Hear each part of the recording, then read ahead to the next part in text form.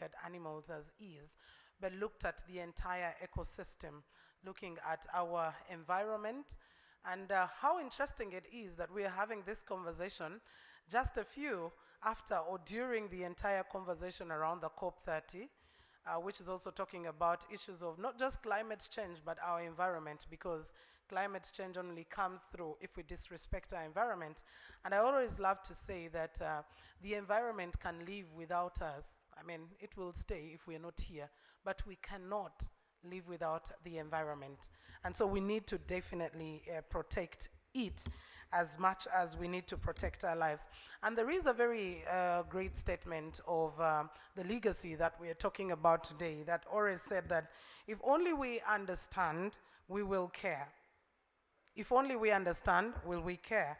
Only if we care, will we help. Only if we help, shall we all be saved.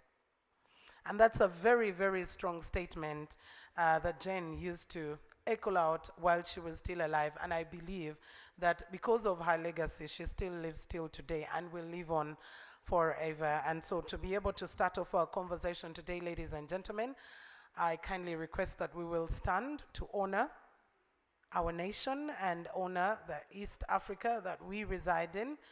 And thereafter, I cannot be able to start until I have a specific conversation or communication from our brothers, yeah, not too far away, our brothers. And that is also something that Jen used to specifically do for every conversation that she was holding. But first, let's get to the anthems. And here I call upon our technical team to take us through that.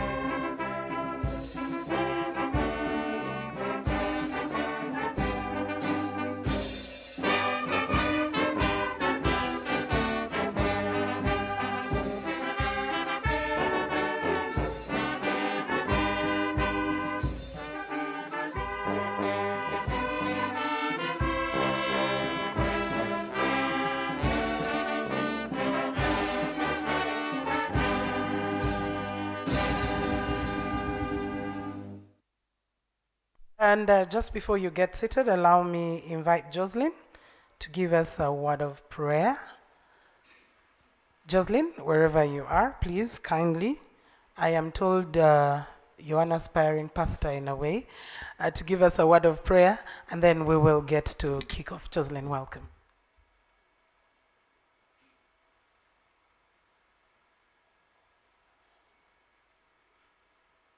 Good morning, everyone.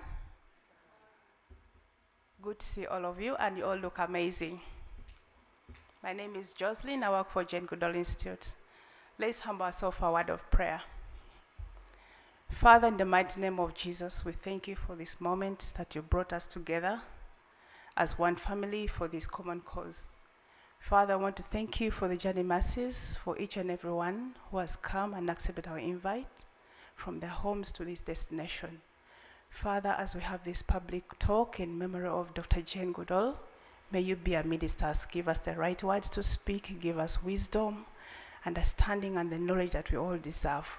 We want to appreciate you and thank you because we know that you are a good and powerful God, that without you, we are nowhere, Father. Jesus Christ, we pray that you be our ministers, be the minister, be the word, be the speech, and be everything that we all need from you, Father God Almighty. We put this public talk, the panelists, the discussant, whoever is going to be in front of you, Lord God, Father. May you give us the courage and the strength so that we, are able to deliver the right words in the right place. Father, we put this day, we put everyone in the mighty name of Jesus Christ. We have prayed. May the grace of our Lord Jesus Christ, and the love of God, and the fellowship of the Holy Spirit be with us all, now and forevermore. Amen. All right, we may get seated, ladies and gentlemen, in your distinguished capacities. I welcome you. Our guest of honor will be joining us in not too long from now. My name is Mildred Tuhaise. I am a broadcast journalist. I love to call myself a farmer as well, not just call myself. I am a farmer, and there is no farmer who does not pay attention to conservation, just like Dr. Jen Goodall did clearly do, because our farming can only depend on the fact that the environment is stable. And because of the changes in the environment is where we've seen seasons change, where we've seen quantity in terms of production dropping. And so that is why I say that today is not just a talk about a legacy, it's not just a talk about someone who shaped what the narrative of humankind should be, but the reality of what life is supposed to be if we aspire to breathe. Because right now you're breathing because there is a plant somewhere that is taking in your carbon dioxide and releasing to you oxygen. If you doubt it, I normally love to tell people the sad reality that if we think we wake up by default, or because you set your alarm, you need to place an alarm next to someone who is lifeless. And you will know that however much it rings, however loud it will be, that person will not wake up. So we also thank God who has given us the life today. As we get to have our guest of honor come in, I earlier on did mention one of the quotes that Jen Goodall used to pay attention to as much. And I have one very important one here. And these were not just put up as props, ladies and gentlemen, and to the media, my colleagues. These are inspirational quotes that her life, tells of us and what we need to emulate. When she says, what you do makes a difference, and you have to decide what kind of difference you want to make. Some of us have decided, okay, not of us in the room here, but there are some people who have decided to make the wrong difference because they're thinking that they're making a difference. So we need to make a decision in life. It's very uncommon that a 20-year-old decides to leave their land. Dr. Jen reminds me of the story of Moses, who was asked by God to leave his land to an unknown place. As for Jen, she actually knew where she wanted to go because she knew the kind of work and impact that she wanted to create in the world. That you leave as a 26-year-old your homeland and decide to venture into totally different territory, thousands of miles away from home, totally different planet altogether. But because there is something that speaks to your heart, because there is something that is so dear to you, and that's the conversation that we are having today. That we do not get to learn about the primates, the chimpanzees, as just animals, you know, tourist attractions for some countries. I think that's what we look at it as, just another tourist attraction that we need to pay attention to. But what's unique about them? What's the correlation with us? All that we got to learn from the decades of work that Dr. Jen Goodall, may her soul rest in peace, did. And that is why we are gathered here today. And with that, like I said earlier on, there is always a special good morning, because all of us have different ways how we say good morning. Some of us say good morning, as I am saying. Some of us say mwasuze mutia, those from the central. Some of us from the neighboring countries say mwaramsie, and so many other languages. But there is a special language, and that language was also very dear to Dr. Jen. And I would like to invite none other than Dr. Rukundo to take us through that good morning call, that chimp call. That will be a very exciting one. I know maybe some of my colleagues in the media may not know this one, but we're definitely learning a new language. So let's give a round of applause to Dr. Rukundo to give us this beautiful way of saying hello, the other language. Thank you. First, good morning in the normal language that we know. And I'll ask us to join in. It's a simple parenthood to say hello And that is how Jane would always start all her talks and speeches. So together.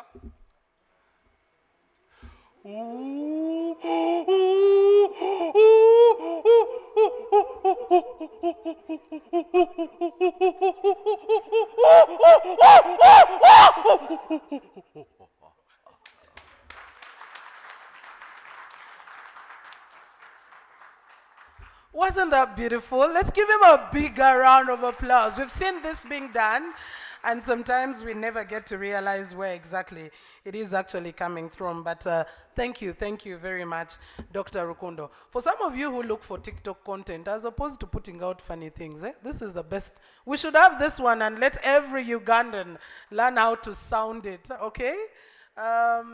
Thank you very much, Dr. Rukundo, for that one. It was a beautiful, beautiful one. And I know that with me here, Gladys is very excited that we are getting into this conversation, and it's definitely a pleasure. She's also written extensively, and I did hold an interview with her some time back, and I couldn't help but marvel at just how much work she had done, of course inspired by Dr. Jen herself.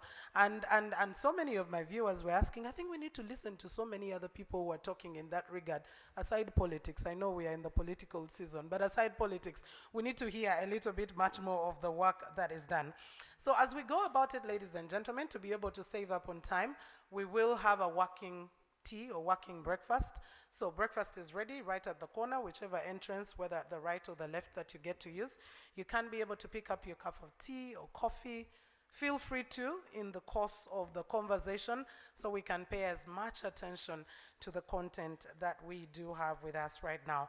And without any further ado, ladies and gentlemen, allow me invite Mr. James Byamukama to come and welcome us here and just take us through on the reflections of Dr. Jen's impact in Uganda and her enduring message of hope and collective action. Like the saying is always, if you want to go fast, you can go alone, walk alone, but know that you will tire along the way and you may never reach far. But if you want to go far, you need to go together, because when some are getting weary, we can get to hold their hands and ensure that we continue on the journey to the destination where we are headed. So ladies and gentlemen, allow me to invite Mr. James Byamukama to come and speak to us. Let's give him a round of applause.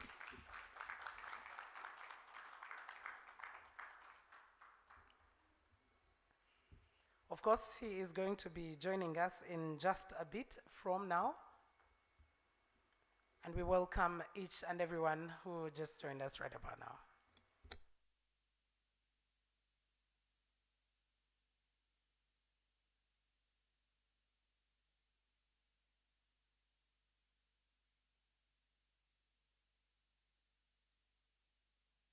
All right, as we get to have Mr. Byamukama joining us in just a bit, I would like to recognize the presence of Tiffany Kali, who is the Deputy British High Commissioner. Thank you so much for making time. You could just wave to the entire audience. We've been waiting for you here, and thank you so much. We also have Priscilla Tajida, who is the Special Advisor to the President, and also representing the First Daughter. Thank you so much for making your time here. We do have a representative of the Minister, the Right Honorable Tom Butime, who was expected to be joining us here. Leon, Mr. Leon, thank you so much for making time to be with us as well as we get to, he's the Acting Commissioner, Wildlife Conservation. As we get deeper into this conversation, which I can't wait for the media to capture. I'm saying it so because of so many reasons, because at such a point in time is story number one, politics, story number two, politics, story number three. When do we get to talk about conservation? When do we get to talk about our environment as well? And the things that do contribute to one of the key pillars that Uganda is looking at to grow her GDP tenfold, that's tourism. And with tourism is where this conversation actually emanates from. There is no tourism if there is no conservation. There is no tourism if there is no environment. And so, ladies and gentlemen, allow me to invite Mr. Byamukama to come and say hello to us. Let's give him a round of applause.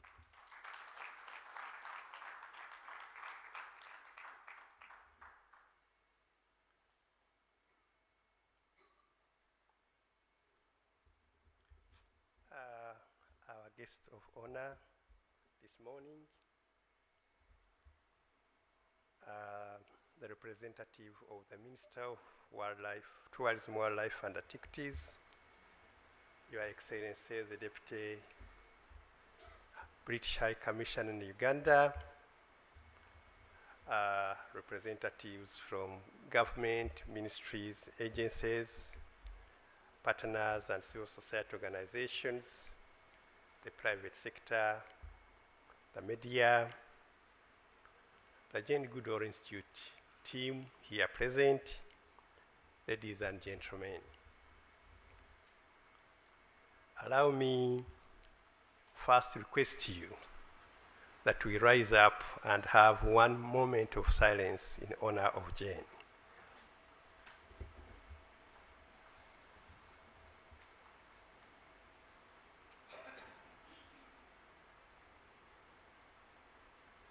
May her soul rest in eternal peace. Amen. So sit down. Allow me recognize a few other people before I talk, and also request the people who are behind to put for me the screenshot that I requested for before I made this talk. And allow me recognize the presence of Dr. Andrew Seguya, who is Executive Director, who is the Executive Secretary of Greater Virunga Transboundary Collaboration. He's moved all the way from Kigali, and he combines Uganda, Rwanda, and Congo. That's where I formerly worked before I came here. Allow me also recognize the presence of Wela Makambo. He's also the Director of International Gorilla Conservation Program. And we worked together 20 years ago in Kigali, about 20 years ago. I've also seen the presence of the Executive Director of National Forest Authority. He's also amidst us.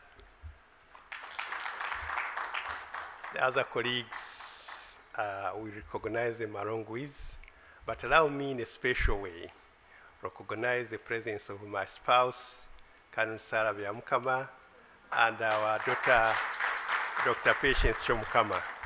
Thank you for coming to support me and graciously in this occasion. Our guest of honor, Your Excellency, ladies and gentlemen, I had requested these people to put for me a special part of, yes, there it is. I want each one of you to take a moment and reflect on that very particular picture. Look at it. And this is Jane with the chimpanzee in Congo. How many of you can imagine that your neighbor is such a chimpanzee coming out of a cage? I want you to imagine that. And also imagine that you can have such a peaceful and share a hug. If you can really imagine your neighbor is a chimp coming out of a cage, and you share such a similar hug, if it is possible, that would be a representation of what Jane was. And you know that Jane was a UN ambassador of peace. And this is a demonstration of peace and a demonstration of inspiration of hope in that very particular chimpanzee. And so should we, and through action, because Jane was not far away from it. He's not imagine, she did not think, and of all the people, the chimp took comfort to give her such a hug, a demonstration of peace and a demonstration of action. So, as we gather here this morning, we know that Jane is not amidst us because she would be herself seated somewhere near there, and she will never again be amidst us. This day is in honor of Jane, who planned to be in Uganda from the 18th of November and would be leaving tomorrow in the evening of the 25th November 2025.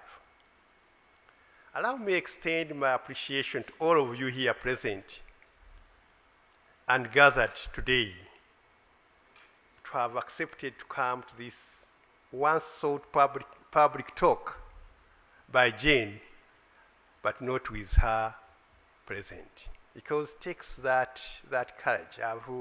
This morning I talked with somebody and said, what is it, James, that you are talking about Jane? And I think one of my staff was there. I said, you've touched my sensitive nerves. Because to me, talking about Jane is going to be Jane through and through. And that's why we invited. But somebody's already thinking, these are too many of such things. But we allow such exceptions. For I know you are gathered here, you are not that very particular person.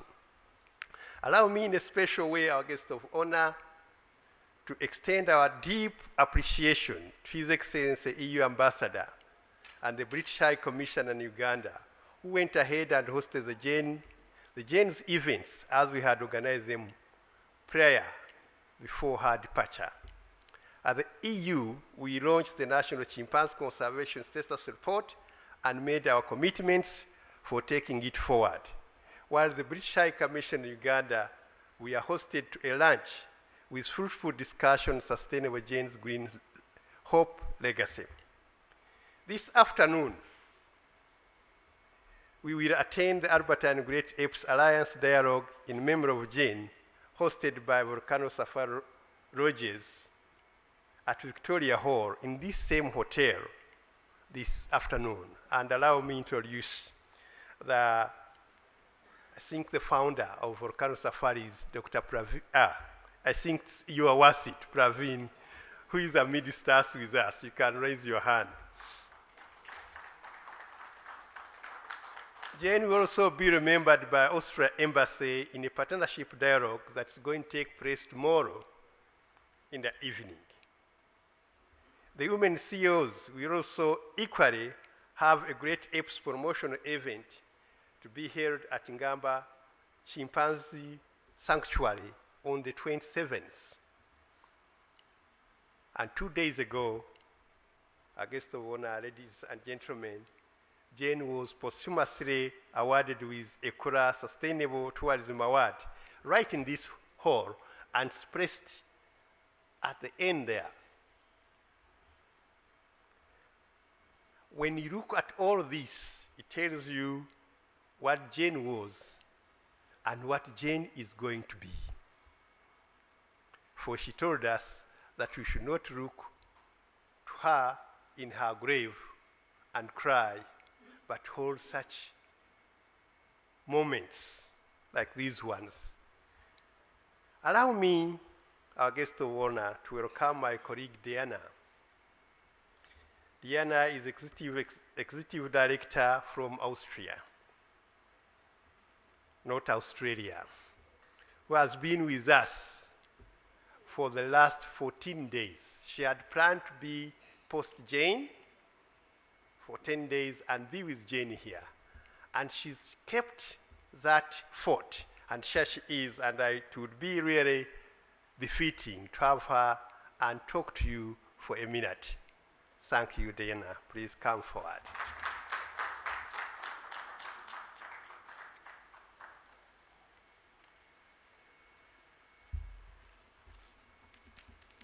Thank you, James. Distinguished guests, ladies and gentlemen, thanks for being here to honor such a very special life and legacy, the one of Dr. Jane Goodall.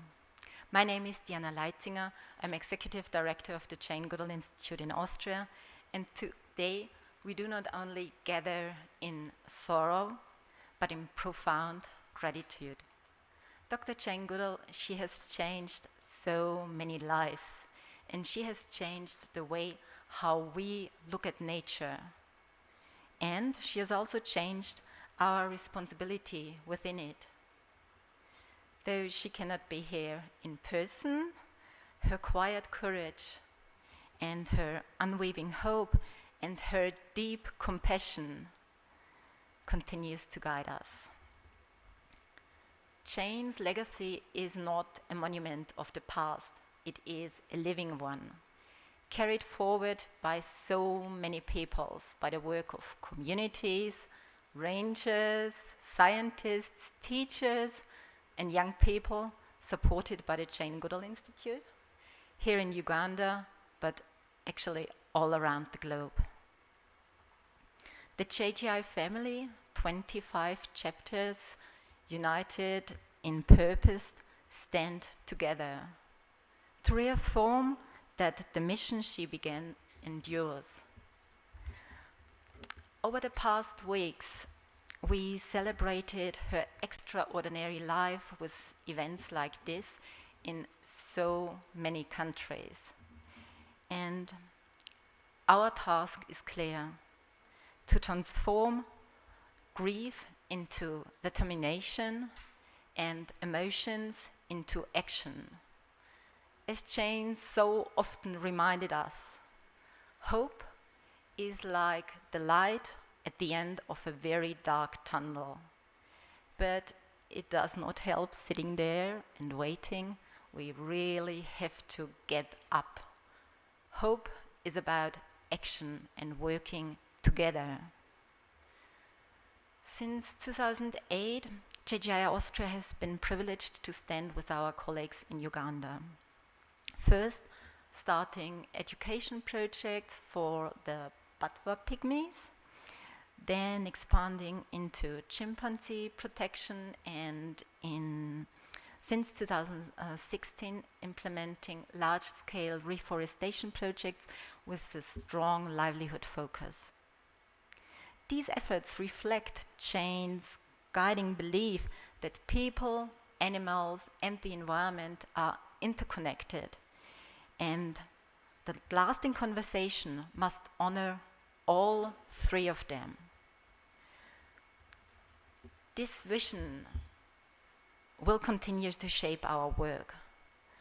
Dr. Jane's values will continue to inspire our decisions, and her spirit will continue to unite us among borders, cultures, and generations. To all partners, government representatives, colleagues, and friends, thank you for walking this path with us. Only together can we ensure that the seeds that Jane herself planted will continue to grow. And together we will. In this spirit of partnership, I hand it back over to James Byamukama. Thank you very much.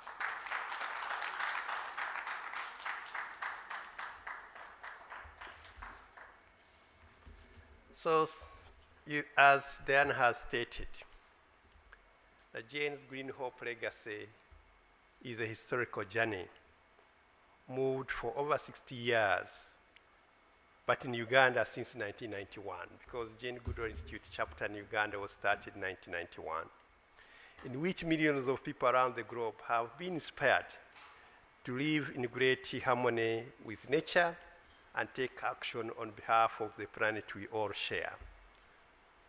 The Green Hope was compelled and will still be driven by Jane's mission to live sustainably with compassion for a brighter, greater future. In contrast, the increasing brown environment that is raining people's hopes through disasters and wars we witness in the world today. As Jane shared, one of the most resilient and impressive forces on Earth is contained with the seeds of plant life, which can break through walls and always find a way. Plants are the primary producers of all the energy that we consume. And therefore, if we conserve plants, we make the planet green, it will continuously serve us in all aspects of life. So this is our call to you today, and the journey we commit to move together for the generations to come. Allow me to highlight a few of the milestones we have achieved as Jane Goodall Institute in the Jane's Green Hope life, now turned into legacy. One of our areas of strength has been restoration and protection of habitats. Allow me state that we have planted over 5.1 million trees and restored over 56 square kilometers across Albertine Rift. That's a direct contribution by Jane Goodall Institute, but collectively as others we've done more. In the years to come, and with support from our partners, JGI Austria and the government of Austria, we have over 500,000 hectares of chimpanzee habitat under conservation management, and we'll be planting over 3 million more trees in the coming 3 years from that commitment. We supported integration of trees on private land for over 15,000 households, improving landscape connectivity. We've also touched on the livelihoods of the people and community development. We promoted sustainable alternative livelihoods, generating over 30,000 US dollars through beekeeping, agroforestry, livestock, to mention but a few. We've supported over 1,500 households adopt energy-saving stoves, reducing forest biomass pressure. And we've trained over 5,000 households in climate-smart agriculture and supported livestock and PRA enterprises. Through education, we've reached over 26,000 individuals through conservation, gender inclusion, and climate resilience education. We've supported over 200, actually we have 215 clubs of roots and shoots to date, implementing over 700 projects that are focused on people, animals, and the environment. We've engaged over 12,000 young people who are within our Roots and Shoots clubs in the last 2 years with climate change messaging through Roots and Shoots outreach.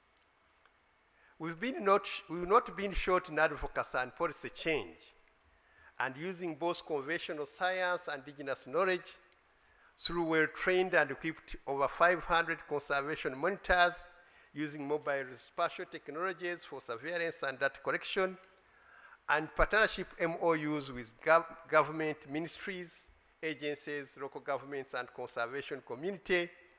We've generated knowledge and information which has contributed to national policy change and advocacy. Therefore, our guest of honor, Your Excellency and other dignitaries here, ladies and gentlemen, Jane believed in the power of action by individuals. And I want each one of you to touch yourself and feel that you are individual, not your own neighbor.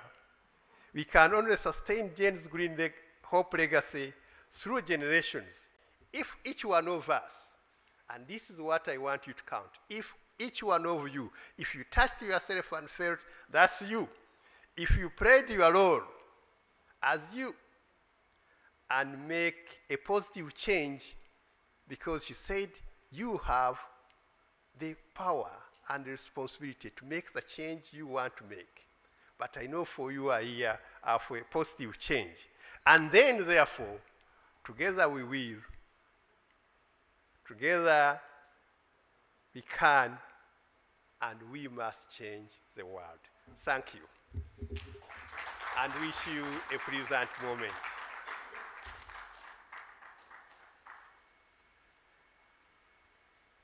A big round of applause to our Executive Director of the Jane Goodall Institute. Thank you so much for the kind words, and I think you ended off on a very important note. It is you, an individual first, before we even look aside, before we start calling on conservationists before we start calling on authorities like the National Forestry Authority or the Ministry of Agriculture or the Ministry of Wildlife Tourism. It starts with you. What are you doing at an individual level? And I think that's where the importance of this message definitely does come through. And as Ali has said, that the memory of Jane that we are talking about, the memory of Dr. Jem, is not of the past. It is actually the present, what we're living today, and the future to come. And I believe wherever she is, she's definitely watching down on us and being thankful to God that this such a legacy can be taken on. Now, ladies and gentlemen, I would like to invite from the Ministry of Tourism, I'd like to invite the representative of the Right Honorable Tom Butime, that is none other than the Acting Commissioner of Wildlife Conservation, Mr. Leon Chandria, to come and speak to us about the late Jane's contribution and her role in shaping Uganda's primate conservation legacy. Ladies and gentlemen, let's welcome him warmly with a round of applause.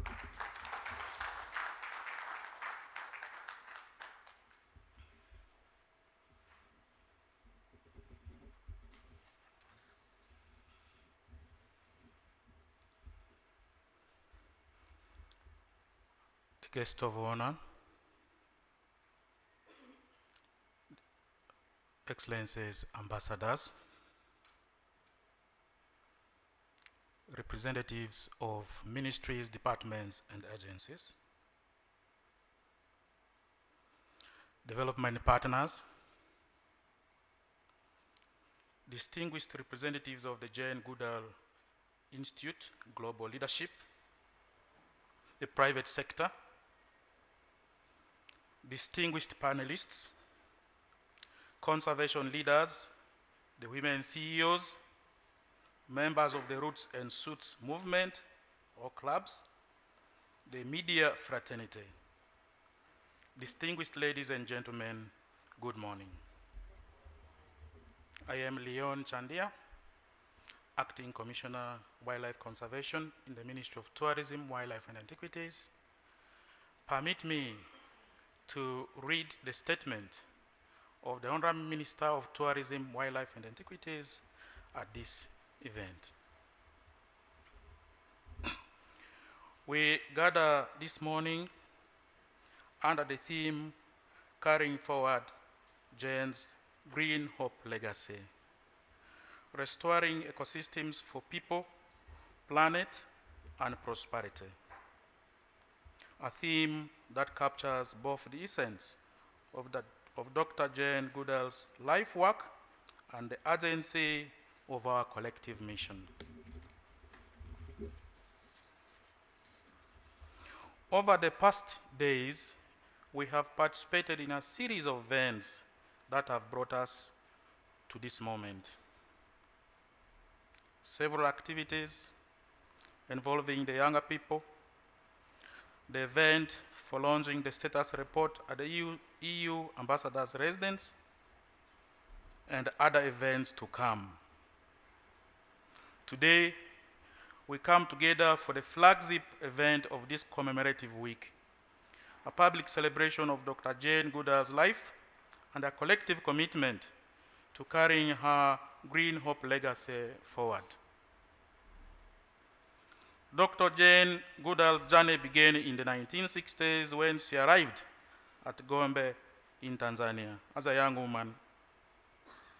But with boundless curiosity, remarkable patience, and profound respect for the natural world.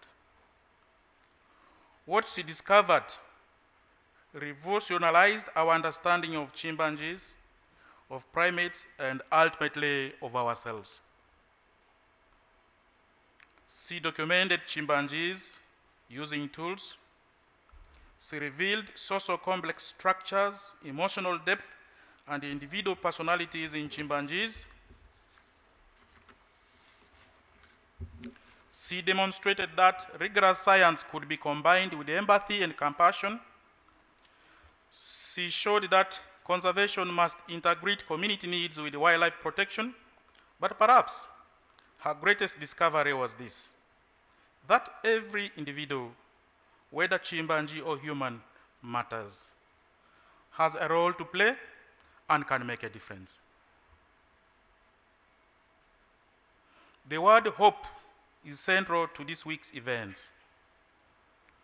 Jane's Green Hope Legacy. But Dr. Goodall's conception of hope was not passive optimism or wishful thinking. It was active, determined, and grounded in action. She often said, hope is not about believing things will get better. It is about knowing that we can make things better. This is the hope we celebrate today.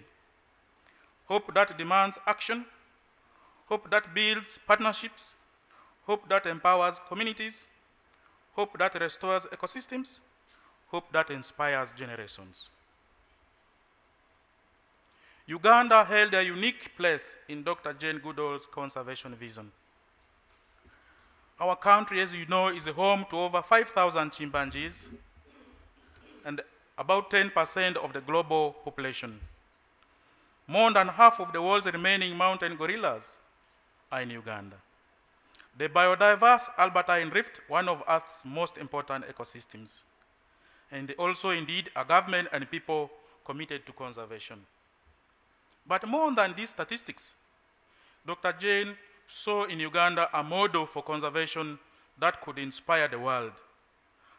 A model that integrates scientific research with traditional knowledge, wildlife protection with community development, economic growth with environmental sustainability, government leadership with civil society partnerships, and global support with the local action.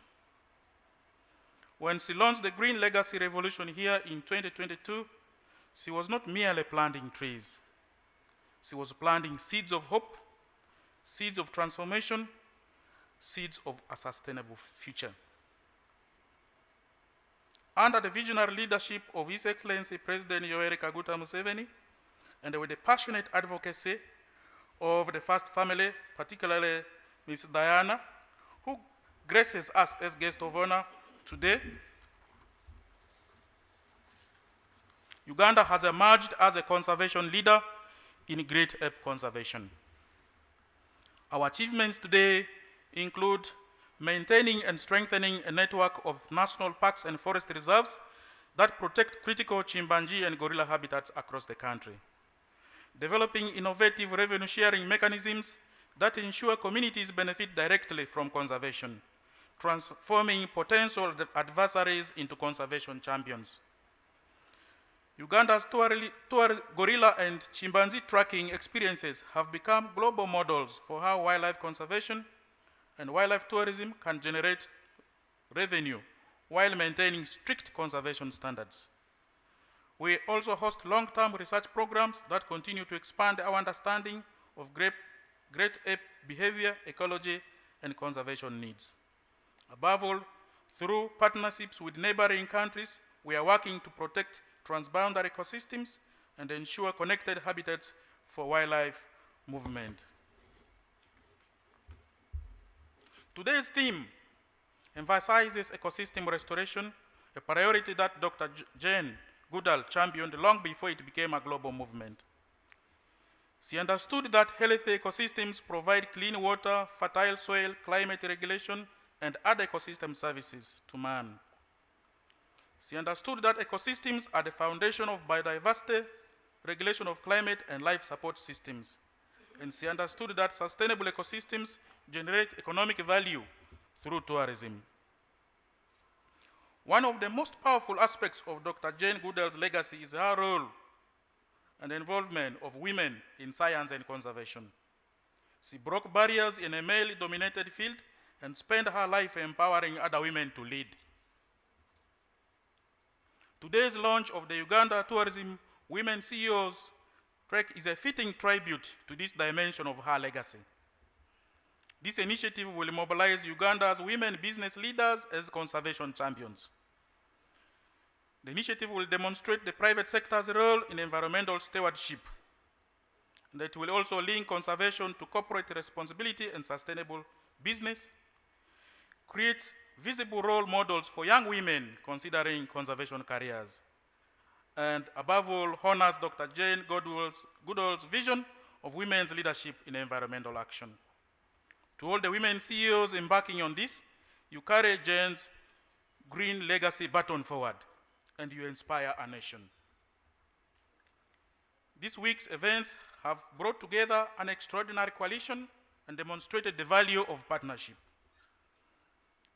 Government agencies, conservation organizations, development partners, the private sector, research institutions, academic partners, local communities, and grassroots organizations.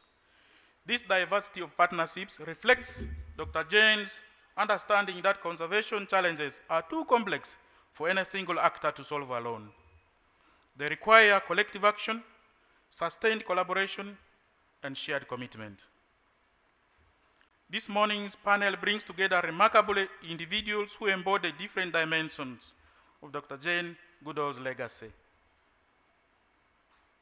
To each of you and to the countless conservation professionals working across Uganda, thank you for your dedication, your sacrifice, and your unwavering commitment. This public talk is both a celebration and a call to action. As we honor Dr. Goodall's memory, we must also ask ourselves, how will we carry her legacy forward? My ministry commits to strengthening protected area management, scaling community conservation, advancing ecosystem restoration, empowering youth and women, and strengthening partnerships that will deepen collaboration with organizations, development partners, private sector, and local communities. Ladies and gentlemen, Dr. Jane Goodall's legacy is not confined to history books, or memorial events. It lives in every forest that is protected and restored. It lives in every chimpanzee that lives in safety and dignity. It lives in every community that benefits from conservation. It lives in every young person who chooses to make a difference. It lives in every partnership that advances our shared goals. It lives in every act of compassion toward any living being. Her legacy lives in this room today, in the dedication of conservationists, the commitment of partners, the passion of youth, and the leadership of women. As we move into this afternoon's Albertine Rift Ecosystems and Grape Apes dialogue, hosted by Volcano Safaris, we will pivot from remembrance to forward-looking action, exploring regional pathways for collaboration, funding, and policy innovation to ensure long-term resilience of ecosystems and grape ape populations. Let us carry from this morning session the spirit that Dr. Jane Goodall embodied: unwavering hope grounded in action, scientific rigor combined with compassion, individual commitment multiplied through partnerships, local action connected to global vision, and present dedication honoring past sacrifice and future possibilities. Dr. Jane Goodall once said, "You cannot get through a single day without having an impact on the world around you. What you do makes a difference, and you have to decide what kind of difference you want to make." Today we have decided we will make a difference that honors her memory, protects our natural heritage, empowers our communities, and secures a sustainable future for the generations to come. This is Jane Green Hope Legacy. This is our commitment. This is Uganda's promise to the world. May her memory be eternal, and may her work continue through our hands. Thank you. For God and my country.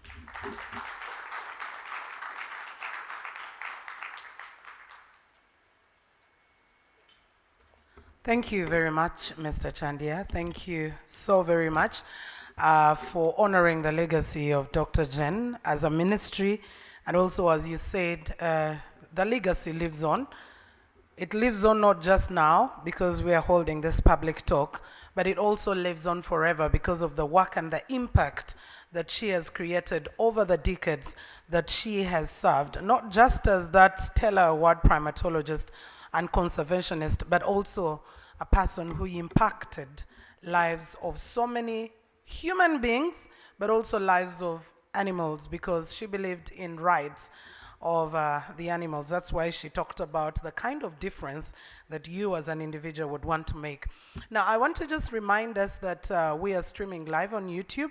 If you could follow Dr. Jane Goodall and also follow the Green Hope Legacy Uganda on YouTube, please, you'll be able to find us. And you can also share. For those who weren't able to come here physically, please go ahead and share that link with them so they can be able to follow up the conversation that we are having right here. So just simply go to YouTube and type in Dr. Jane Goodall or type in Green Hope Legacy Uganda, and you will be able to get it. I made this task because of the work and impact that Dr. Jane created, working especially in the Albertine region, which is definitely home as well. We do have our leaders from Kikube. We do have the Chief Administrative Officer of Kikube, Canon Edward Musinje. Please, if you could wave to us, thank you so much for making time. For us. We also do have the Deputy Chief Administrative Officer of Kakumiro District, Mr. Kasivante Emmanuel. Thank you for making time. You could wave to us. I could say he comes from the district of the Prime Minister, just to rub it in a little bit. But ladies and gentlemen, thank you so much, gentlemen, for sparing time to leave the district and come honor the life and time and legacy that was left behind to live on forever by Dr. Jane. Allow me now invite the Deputy British High Commissioner, Her Excellency Tiffany Kallyu, who will be setting reflections on Dr. Jane's global and British legacy in science, in diplomacy, in conservation leadership as well. We've been clearly told, and so it is, that she was a UN Peace Ambassador, did with quite a number of accolades, but those accolades may never matter if we do not take the lessons that she did leave with us right here. So ladies and gentlemen, let's welcome Her Excellency Tiffany Kallyu to speak to us.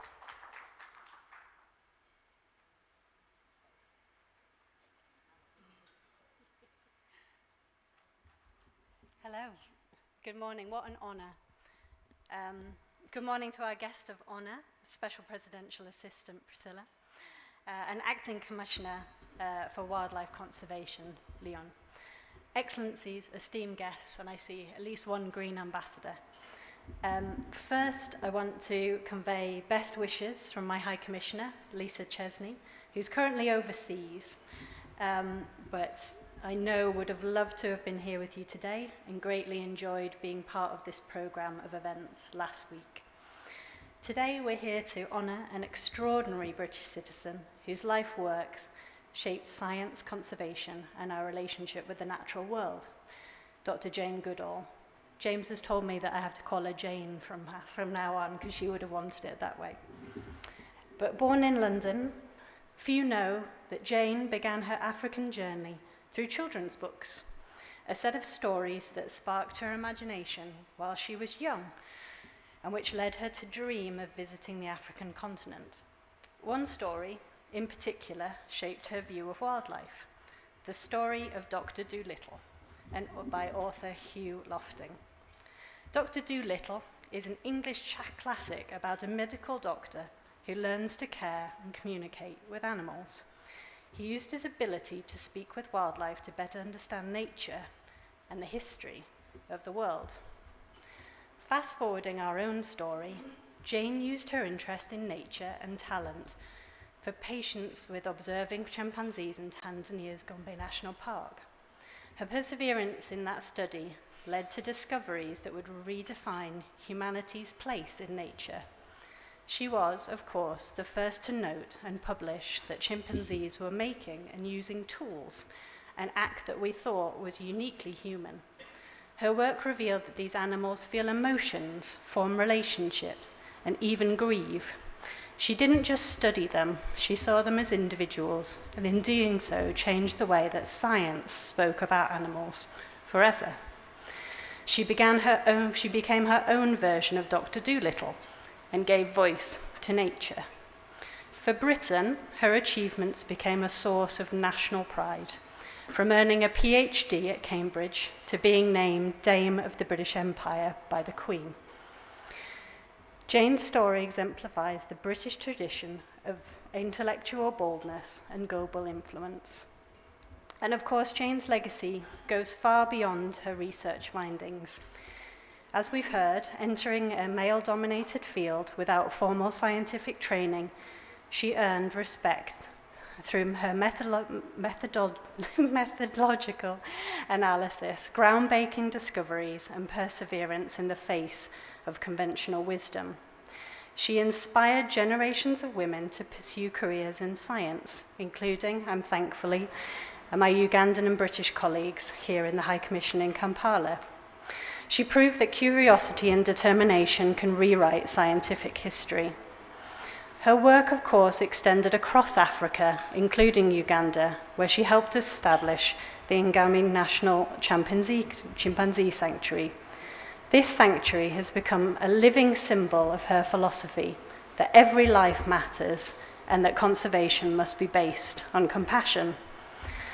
Arriving in Uganda, my husband Bob became a bit tunnel-visioned on seeing the gorillas. Slightly manipulatively, I used one of our date days to arrange a trip for us to go and visit the island to see the chimpanzees, to ensure that I got to do so during my posting here. By the end of the day, Bob had become fascinated with what he'd witnessed firsthand and learned from the incredible researchers there about the chimp's social structure. And much to my delight, 4 weeks later, we were trekking to see the chimpanzees in Kabale. I was told that much like people in the UK, people define themselves as either being dog or cat people. And after a posting in Uganda, diplomats will either describe themselves as a gorilla or chimpanzee person. But it turns out you can definitely be both. Jane's diplomacy transcended nations and continents, reaching the highest platforms. In 2002, the United Nations appointed her Messenger of Peace, recognizing her ability to unite science, ethics, and policy. She spoke not only for chimpanzees, but for the planet, urging leaders to confront climate change and biodiversity loss. She was a pure pioneer. Her advocacy helped shape dialogues at forums such as the Convention on Biological Diversity, embedding ethical principles into environmental decision-making and promoting sustainable models like ecotourism. Her diplomacy was distinctive. She did not just wield power through authority, but through storytelling and moral clarity. Her quiet strength made her a trusted voice across cultures and governments. In our deeply interconnected world, climate and nature are priorities for all of us. As everybody here knows, Uganda's biodiversity is truly spectacular. The country is home to half of Africa's bird species and over 40% of the continent's mammals. As Jane always said, my greatest hope lies with youth. And to this end, she also founded the Roots and Shoots, a youth-led movement now active in over 100 countries, including the UK and Uganda. It empowers young people to take action on behalf of communities, animals, and the environment. And through this initiative, Jane has inspired millions to believe that change begins with them. In the UK, Roots and Shoots network involves hundreds of schools and youth groups across the country, engaging students from primary to university levels in environmental, social, and community projects. Teacher guides and classroom resources help instruct on conservation, empathy, and environmental stewardship. And activities include building bee hotels, tree planting, mapping local environmental issues, and designing campaigns for litter reduction. In Through a Window, which I had the pleasure to read again last week, Jane described how the main message of Roots and Shoots is that every individual makes a difference, every day. It is for all of us to roll up our sleeves and take action. She said there would be little point in striving to protect animals and environments if, at the same time, we were not also helping young people to become better stewards than we have been. And earlier this month, we celebrated our National Day, the King's birthday party. I know some of you here were in attendance at that event. That night, the UK and Uganda celebrated our decades-long partnership on climate, nature, and green growth, issues that have always been close to His Majesty the King's heart. And at the birthday party and in the weeks preceding it, we hosted an exhibition of the Wildlife Photographer of the Year 2025 competition winners at the High Commissioner's residence. Alongside this, we showed exceptional photos from Uganda and from Uganda's photographers. We made sure to invite schools and other youth organisations and asked all of those that viewed the photographs to listen to teachings about wildlife and the environment and to make individual pledges. In becoming better stewards, children's pledges spanned everything from not dropping litter, picking up plastics from beaches, not eating gorilla meat, and one promise to stop stepping on caterpillars. All very important, I'm sure you'll agree. Sadly, I didn't get to meet Jane, though I know she inspired all who graced her presence. As Deputy High Commissioner, it's often difficult to carve out context for yourself. There's always somebody in the mission who's more of a subject matter expert. And of course, there's the High Commissioner who rightly trumps everything. My predecessor, Louise, told me that if there was one person I should have sharp elbows for, it was Dr. Jane Goodall, if she visited during my time in Uganda, and I had to lobby hard for my inclusion. And with no other photos of famous people in the house, Louise proudly walked me to a photograph and a letter from Jane to her daughter, which she'd framed and put on the living room wall. She said it had been the greatest honour and inspiration to meet with her. Jane passed away at the age of 91, but her legacy obviously lives on, in the forests that she protected, in the minds she opened, and the hearts of all of those she inspired. In Britain, her influence extends beyond science into culture and education. Museums, universities, public institutions have all embraced her as a symbol of resilience and innovation. She inspired and continues to inspire generations to enter STEM fields, much to the British government's great pleasure. As much as Jane was a proud British citizen, and is why I think I'm standing here speaking with you today, it's clear that Jane was a true citizen of the world, often spending more than 300 days of every year travelling overseas to build bridges between nations and nature, and the shared protection of the great apes. So let us carry forward her vision of the world, where empathy, curiosity, and courage guide our actions, whether that be in science, conservation, or diplomacy. Thank you for having me. Thank you.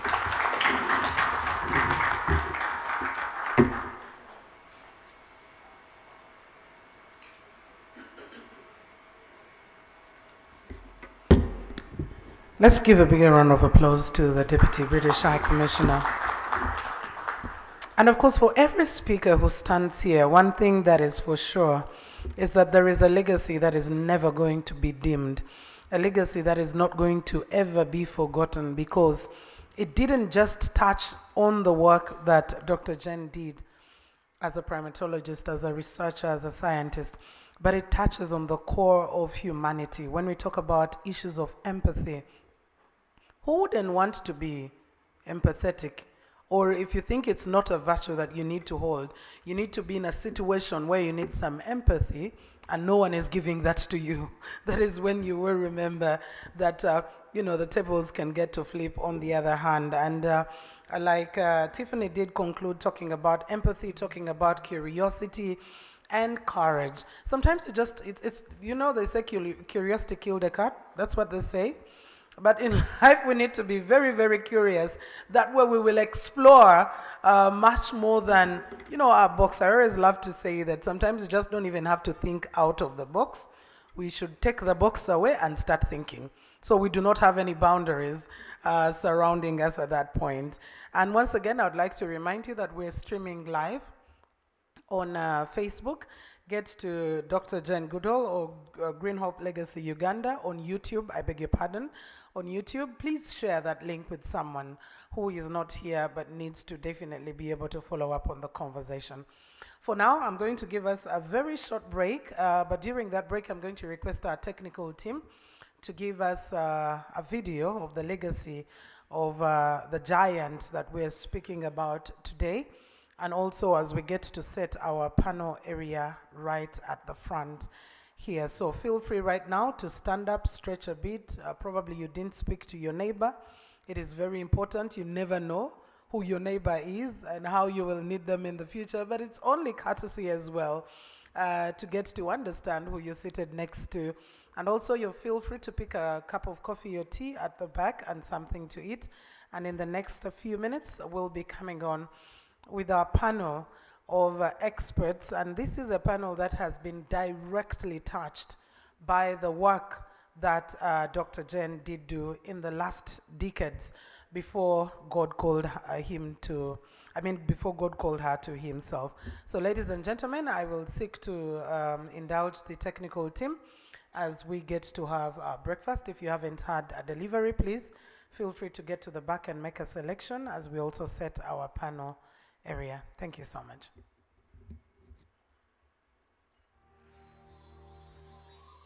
This is a really exciting moment for me.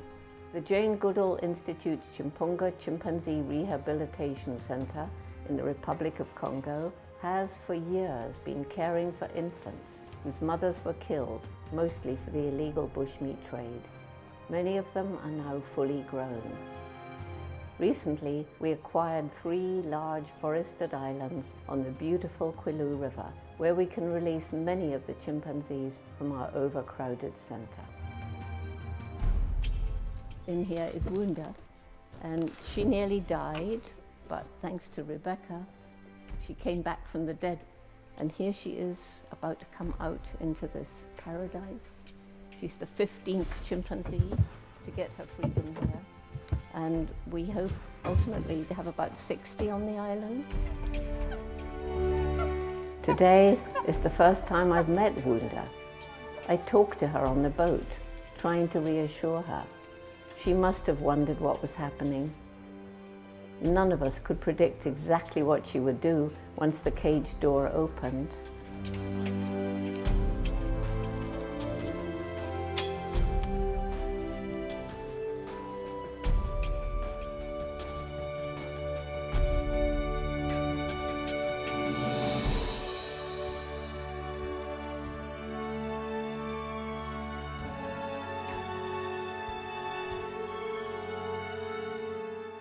It was a very, very touching moment.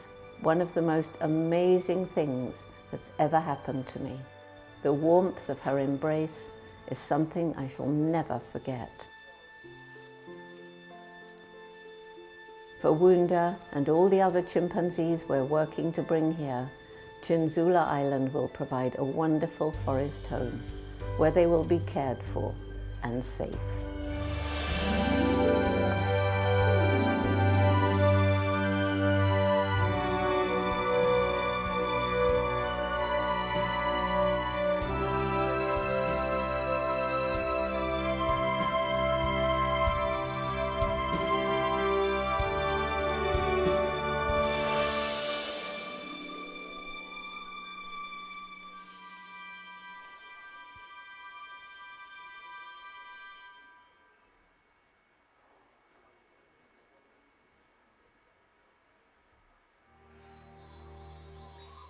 This is a really exciting moment for me.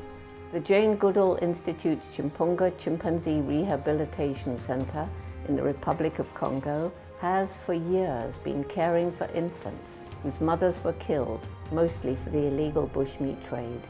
Many of them are now fully grown. Recently, we acquired 3 large forested islands on the beautiful Kwilu River, where we can release many of the chimpanzees from our overcrowded center. In here is Wunda, and she nearly died, but thanks to Rebecca, she came back from the dead. And here she is about to come out into this paradise. She's the 15th chimpanzee to get her freedom here. And we hope ultimately to have about 60 on the island. Today is the first time I've met Wunda. I talked to her on the boat, trying to reassure her. She must have wondered what was happening. None of us could predict exactly what she would do once the cage door opened.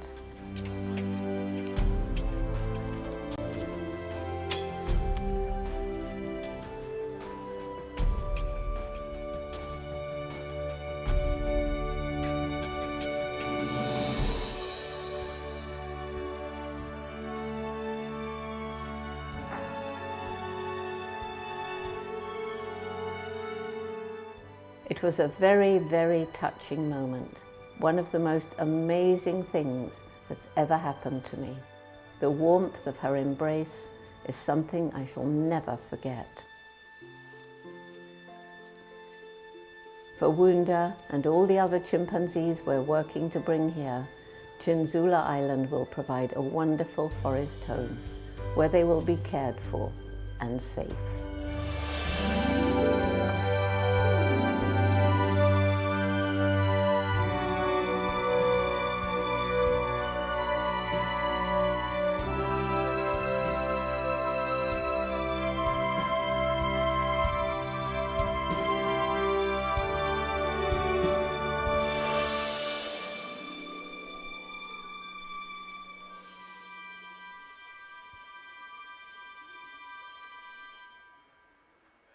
In 1960, a young British woman ventured into the forests of Africa to follow her childhood dream, to find a way to watch free wild animals living their own undisturbed lives. She left everything familiar behind and ended up giving the world a remarkable window into our closest living relatives. She was me.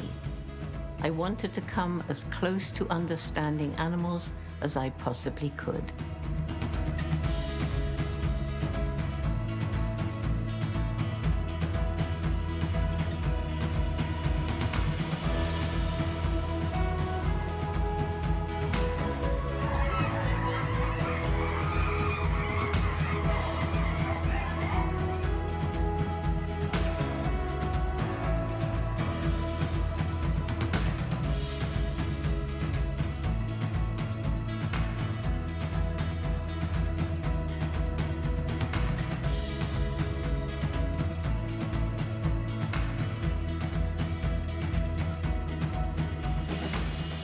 We are continuing our research at Gombe. It's the longest running study of any non-human animal, and we're using some exciting new technology to learn more about chimpanzee ranging patterns and the state of the forest. And this helps to inform decision makers on action to be taken to protect chimpanzees, their habitats, and the other creatures that live there. I flew in a small plane over Gombe National Park, and I was absolutely horrified at what I saw. So quickly, it seemed, the environment outside the national park had been utterly destroyed. The trees had gone. The land was over-farmed and infertile. They were struggling to survive. And that's when I realized that unless we helped the people to improve their lives, there was no way we could even try to save the precious chimpanzees. This was when we started Take Care, or Tukari, our community-centered conservation project. Everywhere I went, I met young people who seemed to have lost hope. They all said more or less the same thing. We feel like this because we think you've compromised our future. And so that led into our program for youth, Roots and Shoots. The main message of Roots and Shoots is that every one of us makes a difference every single day. The program has now become a movement that's in 100 countries around the world. One of the things that the Jane Goodall Institute does that I feel is really most important is to try and give people hope, to help people understand that every single day we live, we can make a difference. And together, with everybody making a difference, we can change the world.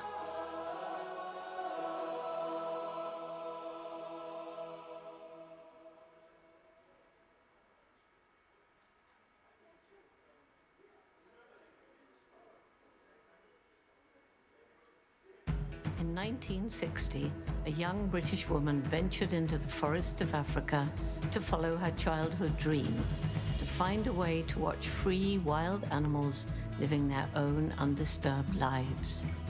She left everything familiar behind and ended up giving the world a remarkable window into our closest living relatives. She was me. I wanted to come as close to understanding animals as I possibly could.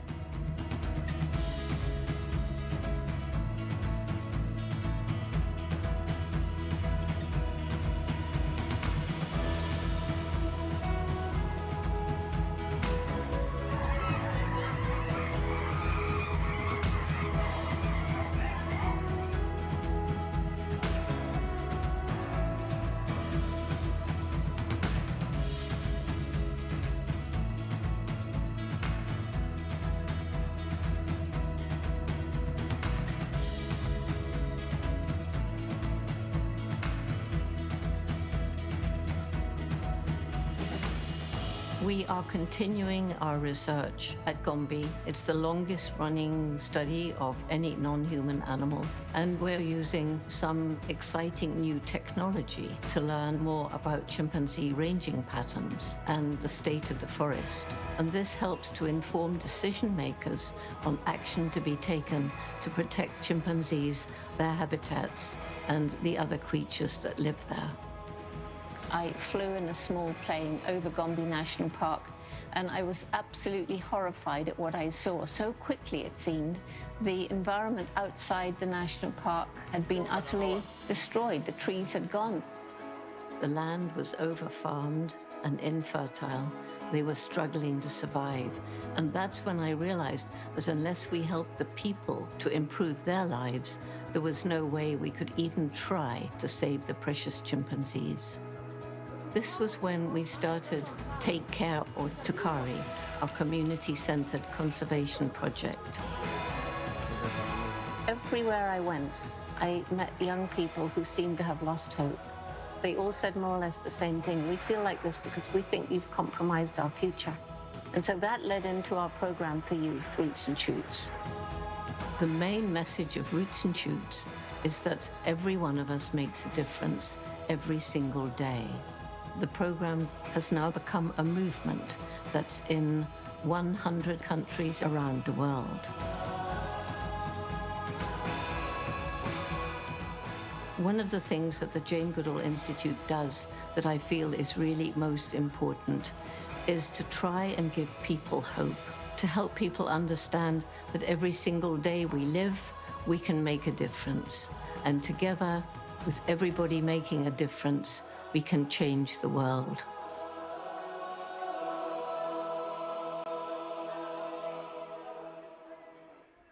In the place where I am now, I look back over my life. I look back at the world I've left behind. What message do I want to leave?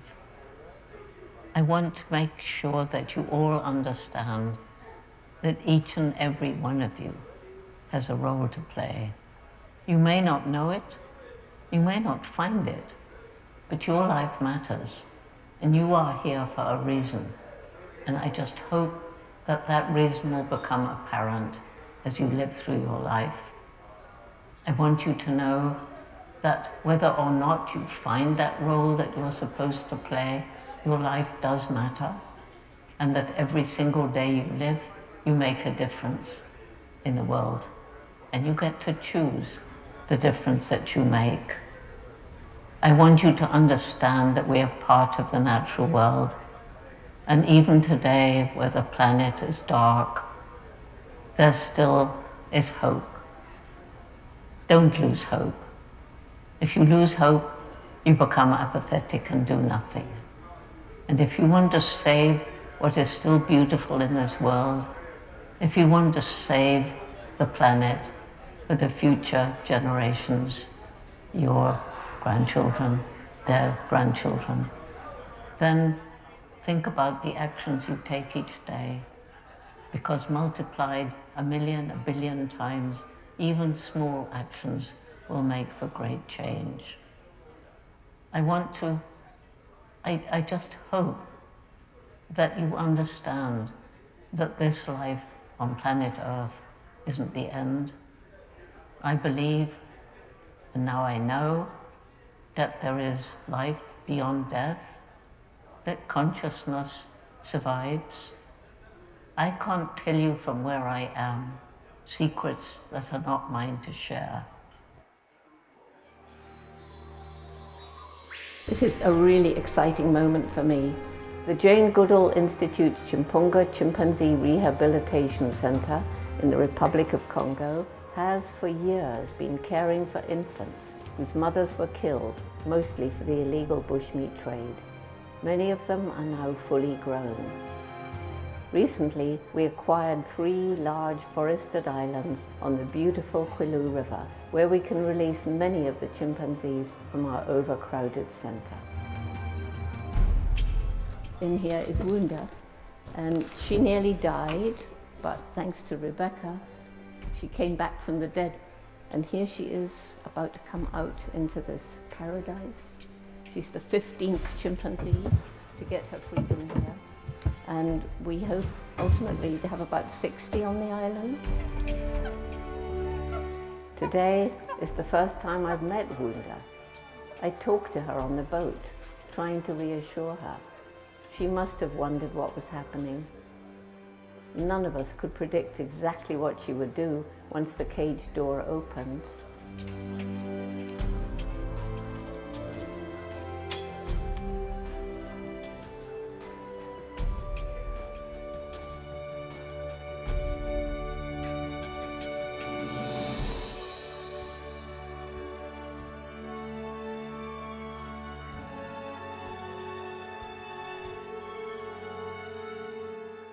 It was a very, very touching moment.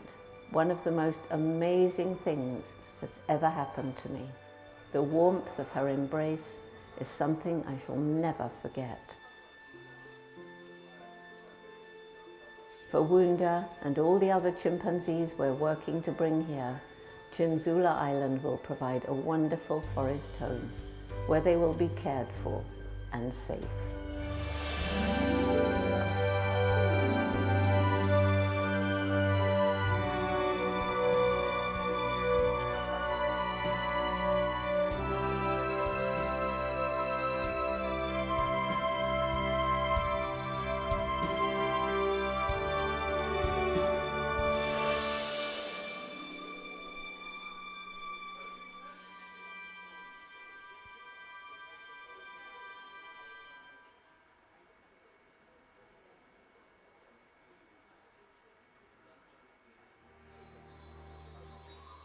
This is a really exciting moment for me.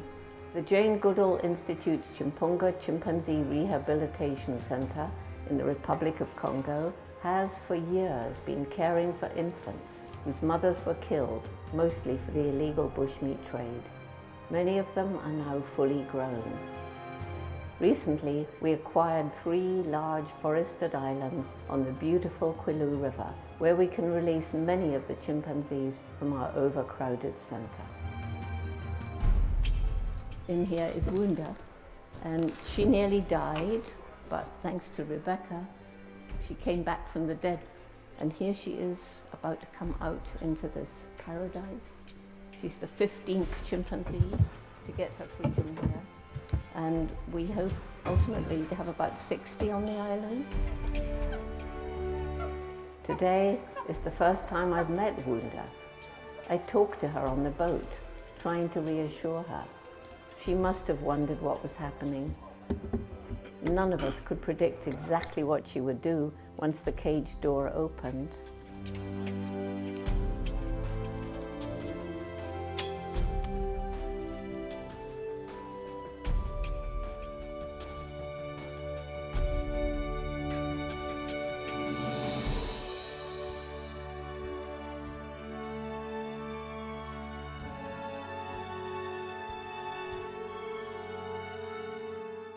It was a very, very touching moment. One of the most amazing things that's ever happened to me. The warmth of her embrace is something I shall never forget.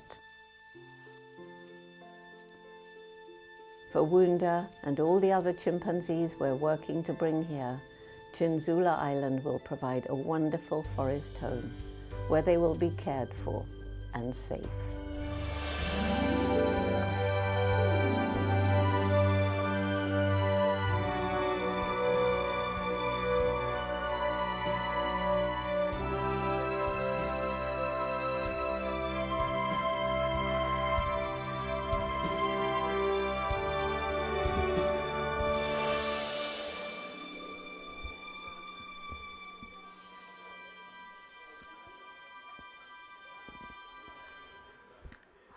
All right, ladies and gentlemen, I request that we get back to our seats and ready ourselves for the panel. As our theme is today, we're carrying forward Jane Greenhob legacy, restoring ecosystems for people, the planet, and prosperity. And looking at that video that just played, you can't help but marvel at just the kind of heart that Dr. Jen did have, especially that embrace. We probably, when Mr. Byamukama was talking about the embrace, we might have not understood it at the first place when he just displayed the picture. But now, after watching that video, it could say 1,000 things that even the narrator in the video, Dr. Jen, couldn't be able to explicitly say out, and that is the reason we're here. That's a kind of legacy that we are paying attention to. And our panel is really going to be about the local voices, Jen's inspiration and impact, how these people were touched, how they've been able, the lessons they did pick out from her life, and how they are going to be able to carry forward that. And I'm going to request every one of us who is still probably at the back having tea, feel free to come and have your bite or tea from your table area so that we can be able to manage time and also continue with this very interesting conversation and an inspirational one.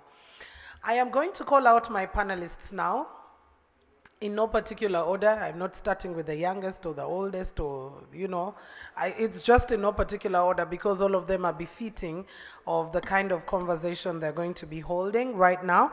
And allow me now invite Pravin Moman, who is the founder and managing director of Volcano Safaris, one of the pioneering eco-tourism companies that are operating in Uganda as well as Rwanda since 1997. I don't want to tell you which class I was in 97, but Pravin has raised with a deep love for Uganda's wild spaces, and he has long advanced a vision of tourism and uplifts both communities and conservation. And his partnership with the Jane Goodall Institute, including support for chimpanzee programs in the Chambora Gorge, as well underscores his commitment to sustainable tourism and heals landscapes, as well as empowering the local people. Just like in that video, Dr. Jen clearly said that in areas in the Congo where they thought they needed to do conservation, it wasn't going to be easy until the community was to be included, until the community was taught about conservation. So ladies and gentlemen, let's give a round of applause as we welcome Mr. Pravin Moman right here. Thank you so much. Please join the panel. I think, yes, we have a stairs at the other side. Next, I will invite the founder and the Chief Executive Officer of Conservation Through Public Health, and that is none other than Dr. Gladys Kalema-Ziksoka, a household name, of course, when it comes to conservation. She's Uganda's first wildlife veterinarian.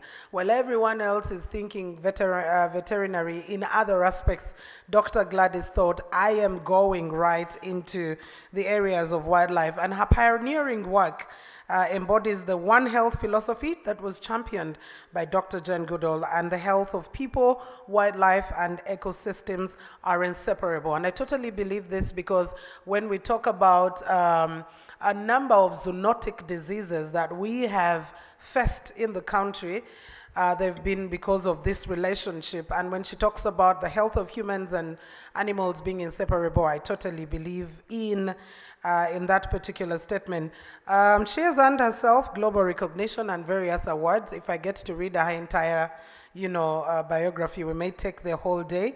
But she has, among other things, done work on protecting gorillas and other endangered primates, as well as improving community health, reducing disease transmission, and promoting coexistence, which is the most important one. Let's give her a round of applause. I know she's already here, but that's the work and much more of what I didn't get to give to you, because like I said, if I go through their profiles, my panelists today, we may take another 2 hours just doing the profiles, but I can't wait to listen to their conversation. Another one is the beautiful Miss Talia Birungi Kandole, who is an 11-year-old Ugandan Green Ambassador and tourism enthusiast, as well as child conservation advocate, and a keynote speaker at various conferences and summits. Talia, we are blessed to have you. She's currently serving as the Roots and Shoots leader, Senior Little Hands Go Green Ambassador, and second queen a Little Miss Wildlife Uganda, that is for the year 2024-25, and a lead of the 1 Million Trees campaign, and a child initiative that is restoring Uganda's green cover through schools, communities, and tourism sites. At that young age, she's that impactful, and I just didn't complete her profile because of what I told you. The profiles here will take us an entire day. Talia, it's a pleasure having you, and thank you so much for coming through. Ladies and gentlemen, now allow me invite Dr.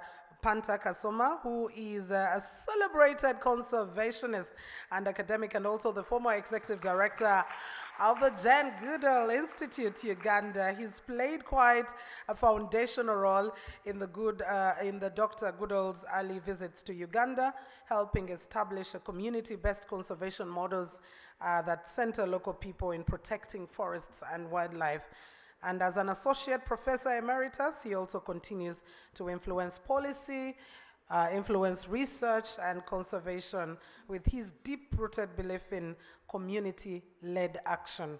Nothing for us without us. I think that's what I can be able to say. The community is very important. Also on my panel, I have Dr. Joshua Rukundo. Let's give him a round of applause, who is the executive director of the Chimpanzee Trust, the organization that oversees the Ngamba Island Chimpanzee Sanctuary, that beautiful place on Lake Victoria. And for over 2 decades, he has been a devoted proponent of Dr. Jane Goodall's vision, working to promote compassionate conservation through chimp welfare, community development, and anti-poaching efforts. I think the audience, we get to believe that everyone here is not just dealing with conservation in isolation. The community is an integral part in the work that they are doing, and we thank you all.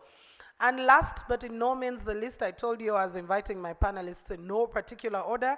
Allow me invite Dr. Peter Appel. Dr. Peter Appel is Africa's first dedicated chimpanzee veterinarian, and also is currently serving as the programs director at the Jane Goodall Institute, Uganda. A longtime personal friend of the late, and also he has spent more than 25 years translating her legacy into concrete programs, from wildlife health to conservation to community engagement, and a lot more. Big CVs with me right here, and I don't want to take more time because I want to listen to the impact of Dr. Jane's life in these lives that we see here. And I want to say a special thank you to Dr. Jane Goodall Institute, because this is such a balanced panel. I've done so many panels that end up turning out to be with only men and only the moderator is the woman, right? But I want to say thank you very much for balancing up this panel this way. And I always say ladies first, except if there is danger. But since there is no danger today, I can start anyway. And I want to start with Dr. Gladys here on your personal story, your personal touch with Dr. Jane, and what specific aspect of her story, of her methodology, did ignite your passion for conservation as not just a doctor, but as a human being as well.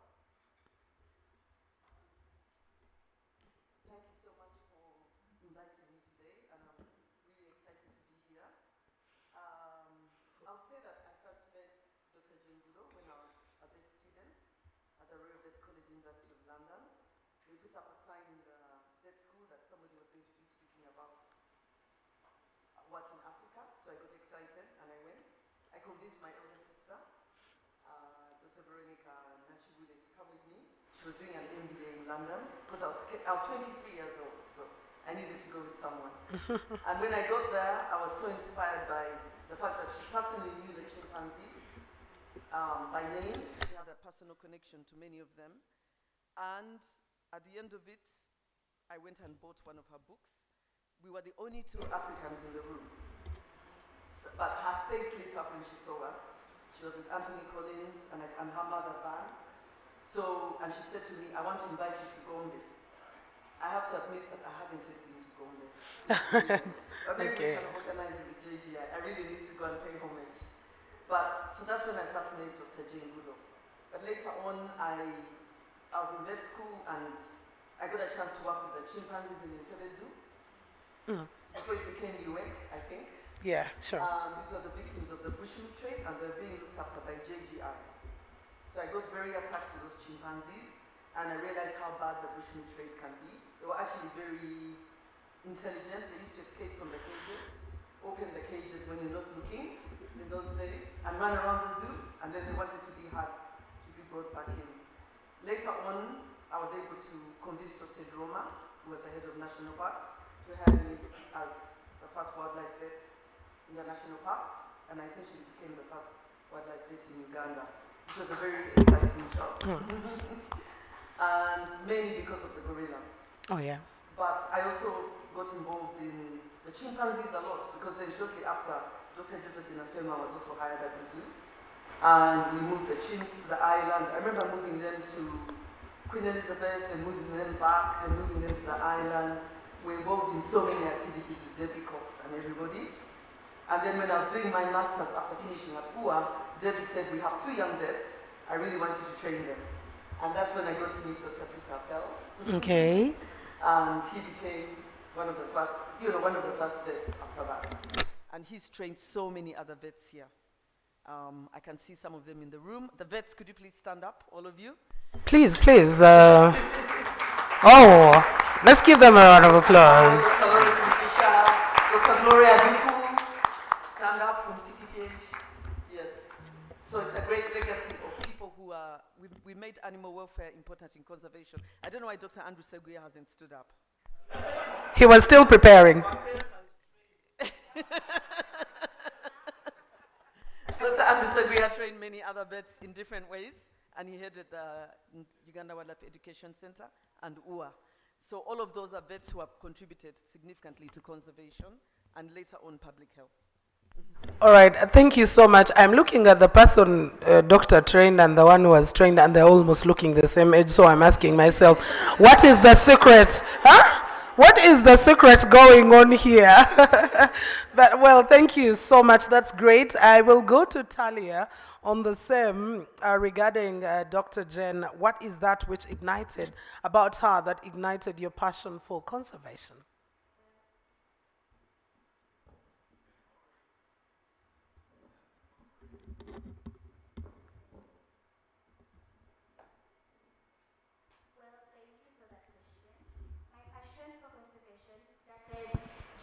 Our school career week, and we had 3 weeks to prepare. Many people showed up in different professions, but I was the only conservationist in my whole school. I showed up in khaki trousers, boots, and a hat like those worn in people who work in national park areas. My journey was fired by the story of 3 powerful women: Dr. Gladys Kalema, Professor Wangari Maathai from Kenya, and the global icon we honor today, Dr. Jane Goodall. Even though I had no chance of meeting her, her story reached my heart deeply. I was inspired by how she left the comfort of her home on a mission to live in a forest, patiently learning from chimpanzees, listening more than speaking, observing, and learning. Thank you. Wow, that is beautiful. And of course, for the parents who have supported, I just allow me say hello to Talia's mom. Just wave to us. It takes a parent to inspire their children as well. Away from this straight through, you are either a doctor or you're a lawyer or, But thank you very much, Talia, as well, for the work that you are doing right there. Dr. Appel, I will come to you. I know that you're now directly working with JDI, and I'd like to know, what is it about her that sparked your own, love for conservation? Thank you. Gladys already touched part of my story, and many people, I'm sure, used to wonder what the doctor stands for in front of my head, because I tend to be in so many places, planting trees, okay, doing community development. Some thought I was a professor in social sciences. Others think I'm a forestry professor. I reveal the truth today. I'm a veterinarian. Aww. So that's where my roots came from. And this field, as you heard from Dr. Gladys, just started in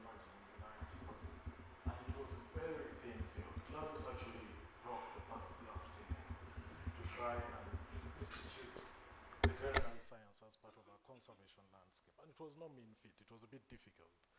5 years down the line, even if she already set up the stage, we came in.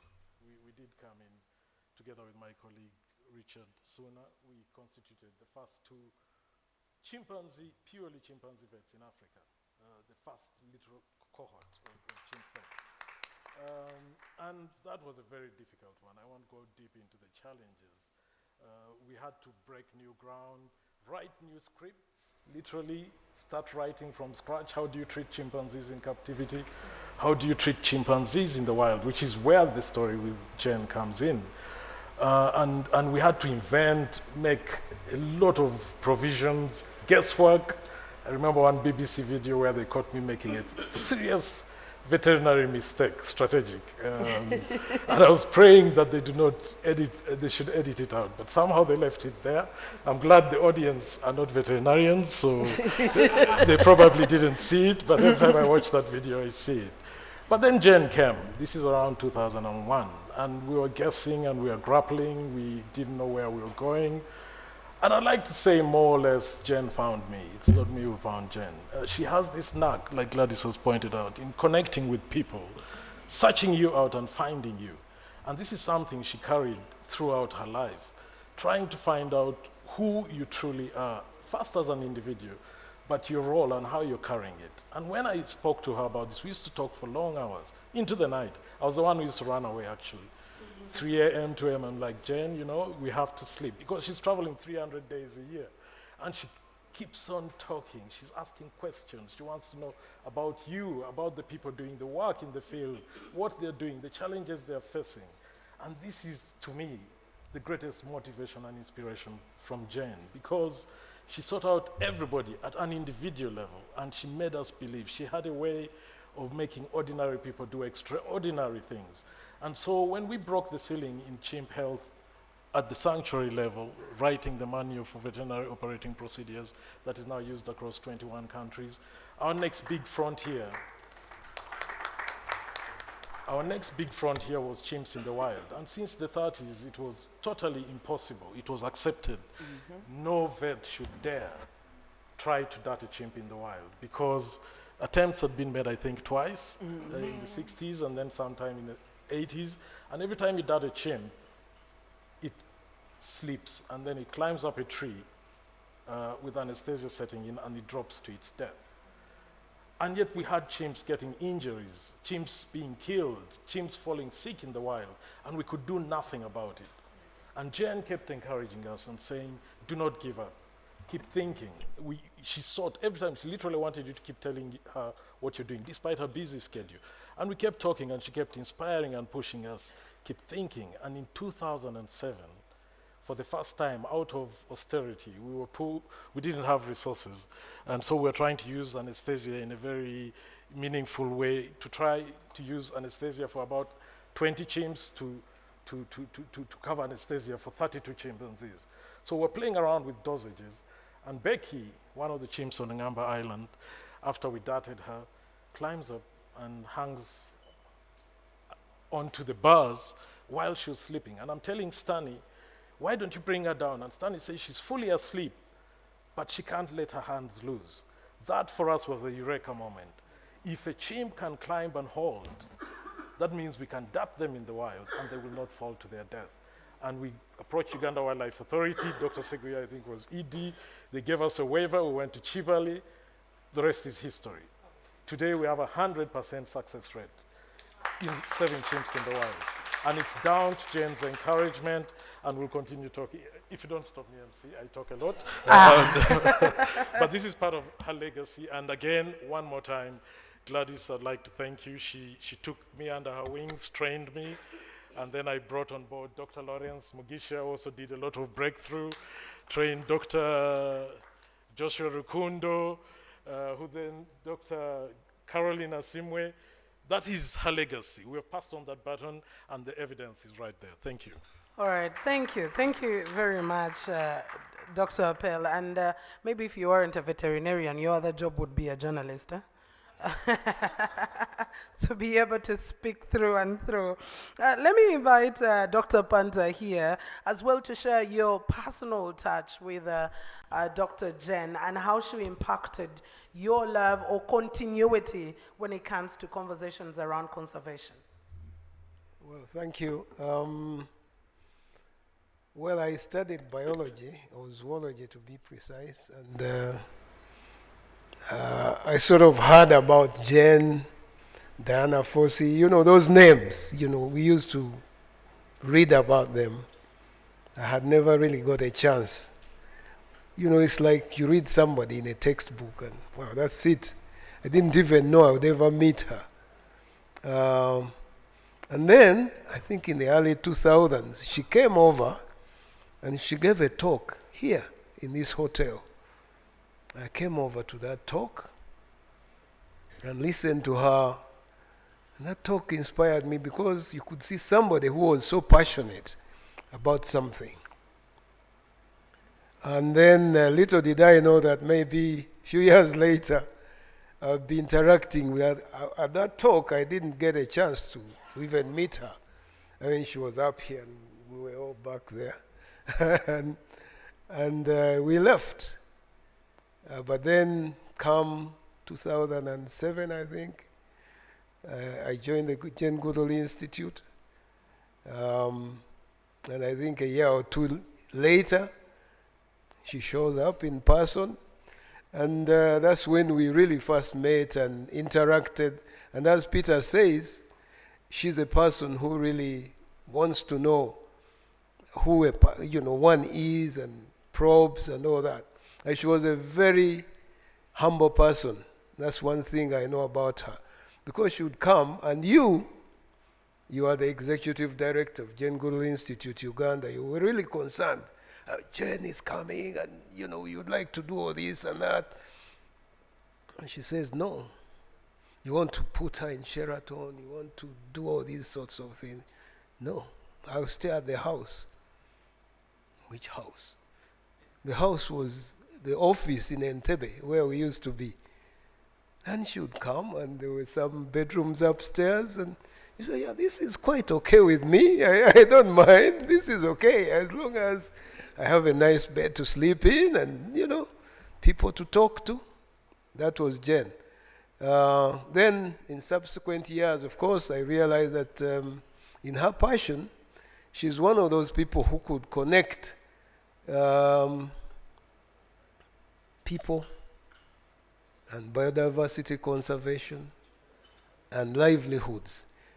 There are very few people. I remember in a project I was at just before I joined the Jane Goodall Institute.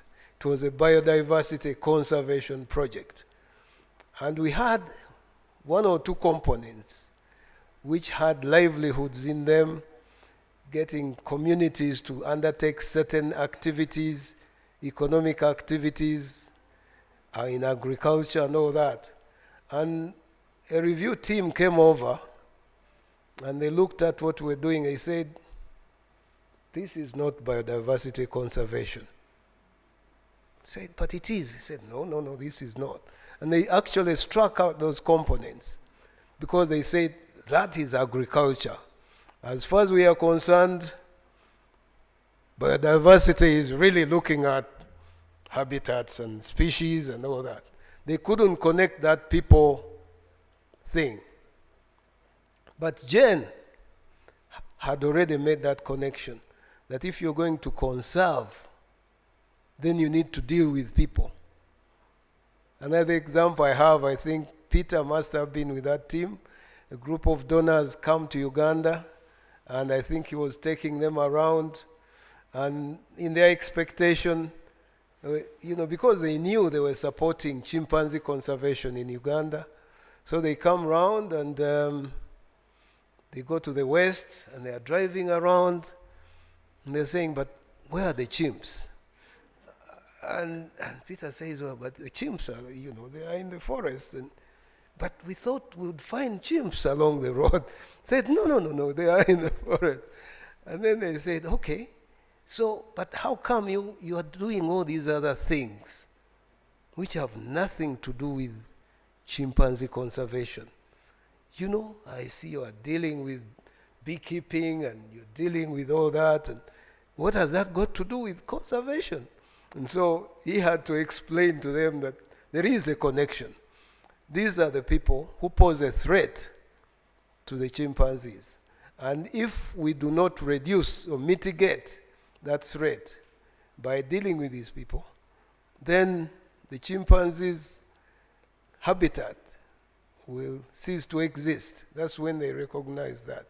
So, yeah, that's how we interact. I mean, there are so many stories about Jane and being out there and her passion for kids, children. You would go out there, get to a Roots and Shoots club out in the countryside. You know, these are kids running around barefoot.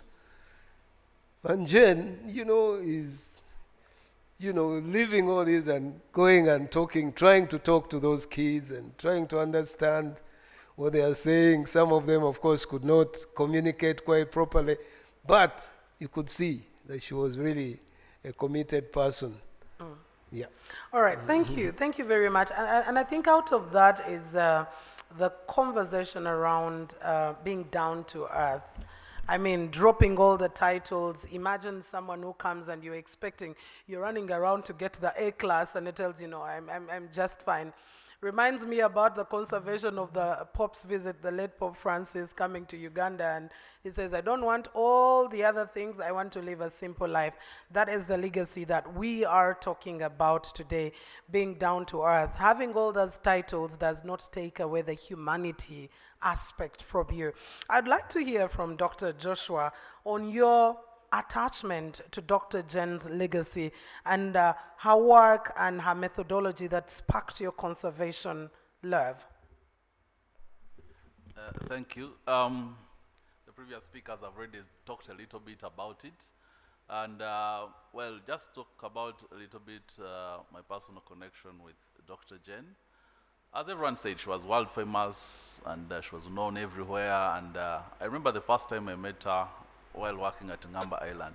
You're already in awe of somebody you've not even met because you've read so many books about her, you've seen the work she's done. You know, I remember reading in detail how she would tell the stories of the chimps that she worked with, the greybeards and all that, and how she interpreted the different panthoods that were there.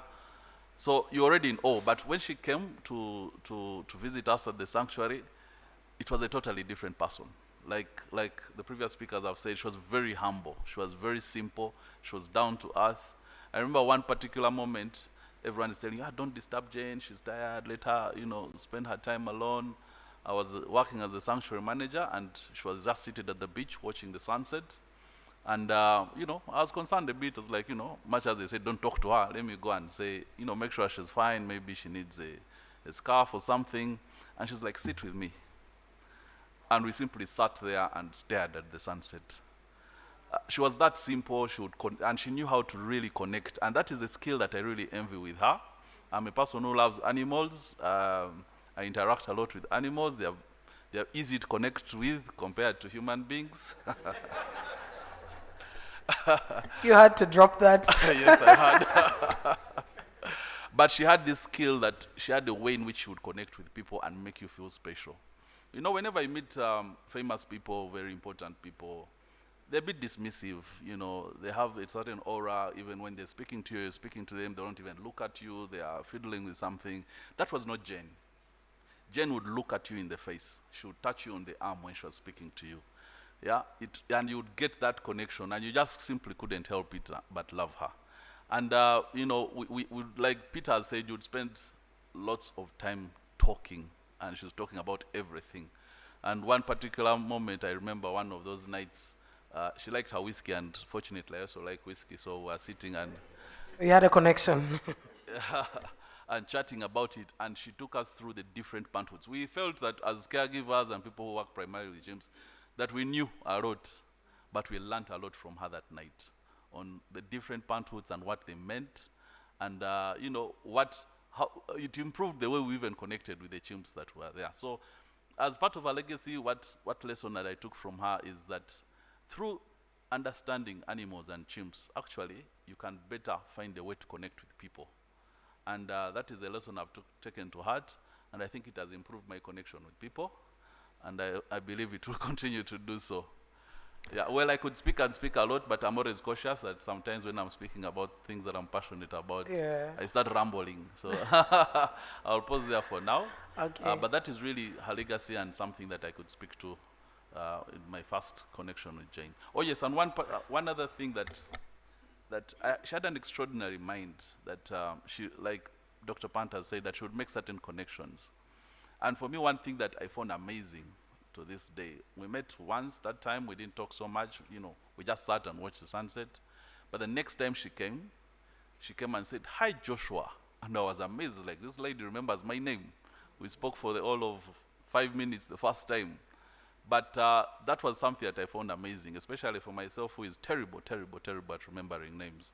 I was like, this woman has a particular gift, and that such simple things that create connections with people always keep you attached to them and connected with them. She had that skill, and it was an amazing skill. Okay, thank you very much. And yeah, wow, indeed, probably you're not alone when it comes to knowing people's names. I know some people here, just for you to escape that the other person doesn't realize you don't remember their name, you use dear, yeah, my friend, oh my dear, but you actually don't remember their name at all, eh? So you're guilty, I know, the ones who are here. But let me come to you, Mr. Pravin, on your memory of Dr. Jen and how she impacted your life when it comes to issues conservation. Thank you very much for including me in this panel. As you said at the beginning, I'm one of those historicals, forgotten historicals. I'm not a general yet, but I'm hoping one day I'll be a historical general as well, as many people who are distinguished in this country are. But I'm an historical because I was born in Uganda, and I was privileged to go to the national parks from the age of 1. So I've seen these places of the Albertine Rift in Uganda and in East Africa from a very early age. And I also walked in Mugahinga when I was about 10 years old with my father, around the time that Dian Fossey had started her work in the Virunga volcanoes. So growing up as a child in Uganda, one was, of course, getting on with life and trying to go to school and learn about many things like our distinguished colleague Talia is doing. And it's wonderful to see the next generation here on this panel. And that is critical, isn't it, for the future of conservation in this part of the world. So as a child growing up in Uganda, I went to Mugahinga. I was conscious of Dian Fossey and her work already. And then you'd also hear about Jane Goodall and her work further south. But I didn't meet her for many years. But of course, when the Jane Goodall Institute started working here in the 90s, Dr. Debbie Cox was involved in it, and at the UEC and Angamba. And we started supporting some of their work in an informal way at the time. And the head of the Jane Goodall Institute in Burundi, Ali Wood, when they had to leave Burundi, worked in our office in Kampala for some time. So the connection has been long. And I was privileged to be at an event that Dr. Jane Goodall did about 12 years ago in Jackson Hole, Wyoming, when we discussed great ape ecotourism. And really that's by that time we had established ourselves very much as a great ape ecotourism and conservation company. We signed the UN Declaration for saving the great apes in Kinshasa in 2005. And since then, our history as a company has been very linked to the work of great apes, to the work of GRASP, to people like the Jane Goodall Institute, the Dian Fossey Gorilla Fund, and Gorilla Doctors, and of course, Gladys's eminent organization, Conservation Through Public Health. And of course, I'm so historical, I knew Gladys's mother before Gladys was born. So that tells you the connection. And this is a year, of course, when also we lost the great Dr. Mama Roda, and one should remember that. And she was a formative lady in my youth. She worked for women's rights in the 60s. So this journey for us has been very important to do, ecotourism around critical gorilla and chimpanzee sites in Uganda and Rwanda. And it's become very important to us and part of the journey to connect conservation to ecotourism and to communities. And as you know, that's what Dr. Jain's main message was. Don't forget that if you want to look after the chimpanzees, you have to remember the communities. And it's been a privilege that the last few years we have been a partner of the Jane Goodall Institute at Chambura and support their Roots and Shoots program at the local schools there, and also the Green Hope for the Future. And Dr. Jain herself very kindly did a video clip some years ago where she said the Volcano Safari's work with the Jane Goodall Institute at Chambura, the partnership, was an important model of how ecotourism, conservation and community should work. And I think that's what has been very parallel to our learning and our life journey as volcanoes, and what, of course, Jane did all her life, and we should really pay tribute to her. I was privileged to see her at her 90th birthday in London last year, and I was somewhat despondent about the change that is now going on in the Albertine Rift and how much the pressures on habitat, on national parks, on protected areas that many of us in this room work with know. And I said, this is really now very, very challenging because the scale of change is so big. And she said, yes, the scale is huge, but you must carry on your work. It's even more important today than it was before. So I think those sort of messages that we've all had from her in our lives, whether personally or through her books, have been seminal in our work to everybody in this room. And I can only say thank you, Jane. Wow, yeah. That is the person, that is the legacy that we are talking about today. She may not be with us physically, but definitely her life moves on, her life lives on because of the work and impact that she has created. Let me get back to Dr. Gladys on the conversation around the green legacy, Dr. Jane's green legacy, and what that means in the context of the work that you do today in Uganda. Continuously, I can see that you've trained many others, but coming from her green legacy, how has that impacted how you do your work? I would say I also want to thank all the panelists for all that you've said so far. I would say that Jane really, first of all, inspired deeper conservation, really real conservation. She was very passionate about working with the youth. And I remember, as we said, she liked to talk and she was very down to earth. One of the Jane, she came to visit, and I think we were sitting at the JGI offices on one of the events, and she was telling me how she wants to really promote Roots and Shoots in Uganda. And I had told her that I got into conservation through wildlife clubs, setting up, reviving a wildlife club in my high school at the time, Chibuli Secondary School, and we talked about Roots and Shoots. So I think a lot of her work engaging the youth is part of what she's been so passionate about. I'm impressed to see that there are over 200 Roots and Shoots now around the world. So that, I think, has really helped it's helping her legacy go to the next generation. Something else I think that Jane Goodall did very well was to make conservation accessible to the general public. Very early in her career, she started writing books, and that really impressed me as a young veterinarian, because I felt like, okay, maybe one day I can also write a book, because I like reading. And so I did, but it took me a very long time to do it, not like her. But when it came to writing my book and as we started writing it during the pandemic, someone said to me, my book agent said, do you know Jane Goodall? I said, yeah. She goes, maybe she could write your foreword. And I thought, yeah, she would be the best person. So I was able to contact her through Dr. Anthony Collins. And Dr. Anthony Collins says, Jane Goodall has so many requests, but some are more important than others. I'm going to follow up on this one. And so she did write back to me, and she said, I hope I haven't delayed you, but I'm promoting my latest book, The Book of Hope. Was it The Book of Hope? And she was like, you're talking about someone who's in her late 80s. She's writing yet another book. But she did get back to me, and she wrote it even before I had finished mine. and it was such an amazing forward. I mean, I've seen forward she's written for other books, but this was really heartfelt. And she did mention that she had a lot of support from her mother, and she mentioned that I also had a lot of support from my mother. Thank you, Praveen, for mentioning her, and thank you, JGI, for giving her an award in 2018. You gave her an award.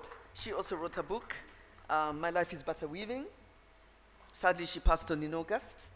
She was one of the first female politicians in Uganda, inspired so many women to join politics. So Jane Goodall wrote the foreword for this book, Walking with Gorillas. Very nice foreword. And when she came to Uganda in her last visit, I handed her an autographed copy of the book. She said, oh, the one that you sent to our offices in the US, I'll give it to someone else. And she really held it tight. And then I got her to meet Indigo. Stand up, please, Indigo. He wrote this book, Zookeeper for a Week. Oh, lovely. And he handed her a copy of the book, and he said to her, you inspired me. He goes, but your mom must have inspired you too. So she was very down to earth. She also got to meet Lawrence, Ziksoka, and some other members of our team. So as you said, Jane was so down to earth. So Richard Bagjenyi was one of our younger members of the team. She had a lovely photo of him and Dr. Jane Goodall, because she received the award when she also gave to CTPH and to me. And she was down to earth. She talked to everybody. She talked to everybody. So I think with the Green Legacy, we have to learn to connect to everybody. It doesn't matter what status you have. And it's even more important to connect to the grassroots communities, people at the lowest levels. But one thing that Jane did very well was to connect to people at all levels. She connected just as easily with a community member who can't even speak English properly, as she did with a head of state, presidents around the world. She had this connection. She had full attention on everybody. It didn't matter what status you were. And that's very, very important, because all these people are needed to make a difference. She also connected beyond conservation, the tourism community, and it's so great that she worked well with Volcano Safaris, Praveen, who've been doing a lot in promoting responsible tourism to Great Apes. Jane was able to reach beyond conservation to very many other sectors. I remember one time somebody was complaining. He wrote a book called The World Without Us and Countdown. He's a very famous author in America. And he got upset that why is Jane allowing to have a cocktail by Total? There was a cocktail by Total a number of years ago, if you remember, Peter. And Dr. Lynn Gaffikin, who we were with, said, but you need to preach to the people who are not converted. And he was saying, no, that's not, she shouldn't allow this, you know, the oil companies, fossil fuels, et cetera, But she reached out to those companies. She really reached out to them and tried to get them to do things in a better way. So I think we need, through the Green Legacy, to reach out to all sectors, not only talking to ourselves, but talking to people beyond our sectors. Oh, sure. Oh, thank you so much. And I think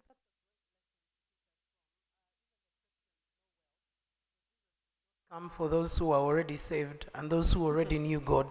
He came for the sinners. And so if we are going to take conservation, we will need to talk to those who don't see it as anything important at all, while we also continue to preach to those who already know the importance to take the word even further. And when you talked about speaking to people across board without caring about what their status was, I always ask people that if you think your cleaner at the office or in your office or in the workspace is not important, wake up one day and find the office dirty and tell me that it will be an ambience for you to work. Of course you would not be able to. If you find rubbish heaps everywhere, a stench around the office, would you be able to sit in there? So that speaks to the importance of everyone at every level. Everyone has a break that they do get to add, and I'm thankful that Dr. Gladys, you were able to raise that about Dr. Jane and her life. Let me go back to Talia. Talia, what does Jane's Green Legacy mean in the context of your work as a conservationist? Now you're in the Little Miss Green and everything around conservation. Thank you for the question. For me, Dr. Jane's Green Legacy is like a big relay race. Dr. Jane passed the baton, and somehow it reached our hands through green programs that include the Shoots and Roots and the Little Hands Go Green. In Uganda today, her legacy means restoring friendship between human beings and wildlife. That is why on 17th April 2025, I launched the 1 million tree campaign under the theme Rooting for a Greener Uganda, contributing to the government of Uganda's reforestation program called Running Out of Trees, abbreviated as ROOTS. While my annual target is 1 million trees, we have mobilized and planted over 261,000 trees across Uganda. From April up to now, thanks to our partners in the private sector, especially Roofings Group Uganda, the tourism sector, NGOs, and cultural institutions that are supporting my campaign. In fact, I carry trees at every event I go to. I have some trees at the entrance of this event. I was about to ask if you have some. Yes, I do. It is where life happens. These trees are planted in schools, refugee settlements, communities, tourism sites, and eco farms, cultural villages, and so on. Along the way, I've learned something very important. You cannot separate conservation from tourism. Thank you. Thank you. Thank you very much, Talia. You mentioned a very big statement. It's where life happens, yes. If you want to have the best sleep during the day, try doing that under a tree with a bit of breeze and then there's sun and you're under the shadow. You will get to know what she is actually talking about. And yeah, if you remember your primary science, importance of trees, windbreakers, for food, it is basically about life all through. Let me get to Dr. Panta still on Dr. John's Green Legacy and how this impacts your work or what it means for your work today. Thank you, moderator. My work today, unfortunately, is at home because I'm retired, but there is some activity around somewhere. But I can tell you that I planted Halas tree that I got at All Saints Church back in the village, and I'm looking at it whenever I go there, seeing it grow. So, but when I was still active in the, in various occupations,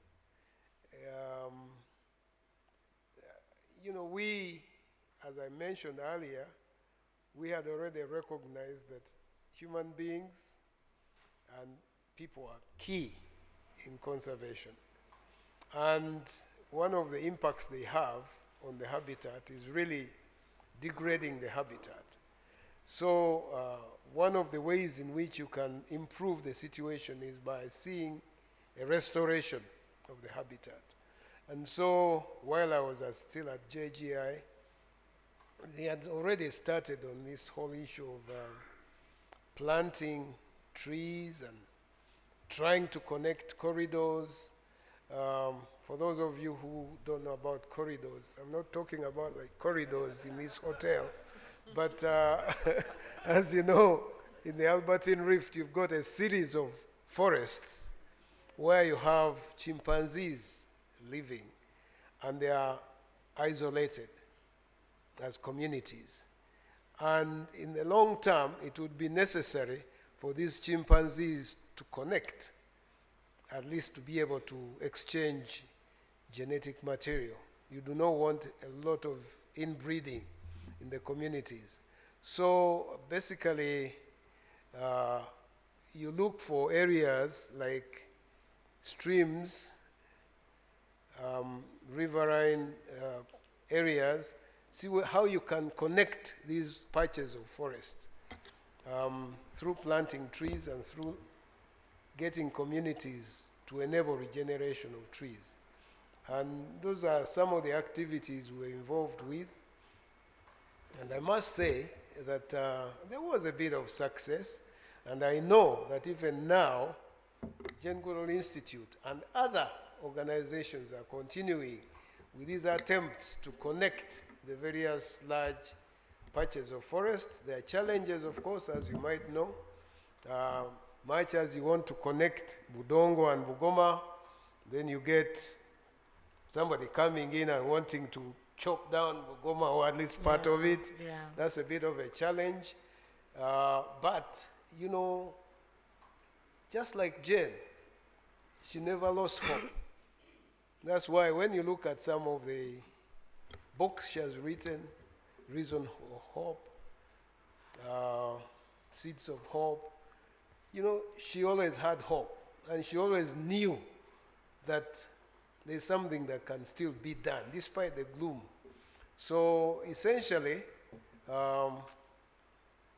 Jane Goodall Institute, Uganda, and other organizations are continuing this legacy of greening as much as possible the Albertine Rift, to see if at some point they'll be able to connect some of these large patches of forest and get the chimpanzee population to be maintained.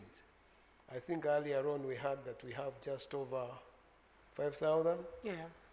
We keep on rotating around that number. Peter, I don't know when they are going to go beyond 5,000. Everybody is always talking about 5,000. But I would like to hear at some point that we now have 7,000. It's like what has happened with gorillas. At one time we were saying, 300, 400, 500, and you know, numbers have been rising. This doesn't seem to happen with chimpanzees. So I don't know whether we are not doing our counts correctly or maybe we are undercounting, but definitely we need to do something to increase the numbers. And I hope that with Jane's legacy, we'll be able to restore some of those habitats that have been degraded, and then ensure a bright future for not only chimpanzees, but human beings as well. All right, yeah, sure. Thank you so much. I also can't wait, probably that day when I'm reading news and the headline is chimpanzee numbers have doubled in the recent past. I can't wait to have something like that. Mr. Pravin, let me come to you as well, still talking about Jane's Green Legacy with the kind of work that you're doing. I know yours is still current, not like Dr. Panta who said is seated at home. You are still very actively in the work. Thank you. Well, I hope soon, like Dr. Panta, I will also be working from home and supporting you from a distance rather than having to run around the world. But yes, that green legacy that Jane talked about is central to all our work. And that is about, you know, understanding the context. Again, in the clip that she did for this project we are doing, she said the challenge of the small habitats in the Albertine Rift now is very strong. These are small, isolated habitats with isolated communities, as Dr. Panta has said, and surrounded by increasing numbers of human beings, of development, of things that are not always very helpful or sensitive to the forests and to the preservation of these areas. So if we don't look at these together, the future of the Albertine Rift is perhaps going to be very, very precarious. As you know, the scale of change we are seeing in Africa now is huge. It's the fastest urbanizing continent in the world, and the number of cities that are coming up is huge.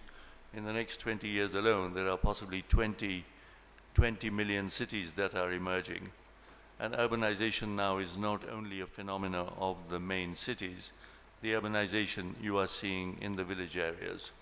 So careful planning, I would urge government to consider that, careful zoning, careful control of where you have urban zones, of where you have less development, of buffer zones around national parks that are protected, and of course, protecting the national parks as a whole, while understanding that community livelihood from those national parks is critical.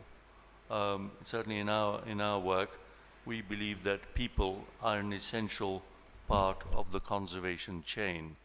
They're not something you can ignore or forget. If they are not part of conservation, if they are not the guardians of the national parks and of the critical species that we all want to protect, those species and those habitats will not survive. So as we know, it's a three-pronged issue: communities, conservation, and tourism. If you make communities the top of this triangle, then there's greater hope that everything else will survive. And the other aspect is to remember that sensitive and controlled ecotourism is what has made great ape ecotourism a very successful model. And we must ensure that that sensitive and controlled basis of it remains.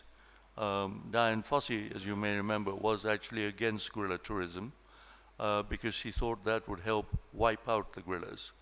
In my view now, having been involved in volcano safaris for 28 years, if you have no tourism, the great apes will not survive. If you have too much tourism, the great apes will also not survive. So the critical issue for all of us is to have tourism, but to control it. Control the numbers every day that go in to see the chimps, as it's 8 people per day at the moment. Make sure the protocol of that is followed. Make sure all the protocols that are in place for the distances and the masks that are required to be worn and the behavior of humans is controlled. If we have too many people going into the forest, too near the chimps and the gorillas, they will not survive. So the work of people like Dr. Gladys and gorilla doctors and the Dian Fossey Gorilla Fund and others, and the Budongo veterinary people, and Dr. Emily and Dr. Richard Wrangham's project in Kibale, these are central. So it's a very, very special tourism we have with gorillas and chimps, but it needs to be very, very carefully controlled. And so far in the last 25 years it has been done, but that will be the challenge for the future. Thank you. Okay, thank you so much. And I think you raise a very important point, that while we're talking about bolstering our tourism numbers, we need to look at the effect of those numbers as well, because we could be excited to mention how many millions of tourists will come, but how many of them go to meet the animals and how that impacts the other ecosystem altogether. A very dicey one to be. It's like walking on eggshells. You need the numbers because the money is coming through, but you also need to conserve, and this is the reason we are talking about conservation today. Let me get to Dr. Appel once again on, of course, the work is still current for you. It cannot be at home or anytime soon going home. But Dr. Jens Green legacy and how that's impacting work and how you're doing it. Well, thank you. And for me, I've also been challenged with a number of questions from the other panelists, which is great. And I feel I have to give an answer to why are the chimp population still 5,000 25 years later. Oh, yeah. And things like that. And so I will incorporate this in my submission. But first, my work and the inspiration of Jen on what we're doing right now is not just an individual one. It is one that is cross-cutting with a number of partners, and when I look through the audience here today, each and every one of you is an important part of that work as a partner of the Jane Goodall Institute, for an organization for which I work. And so I'd like to thank you each in your respective roles and the institutions that are having significant impact in carrying forward this green legacy in your own way through your organization's missions.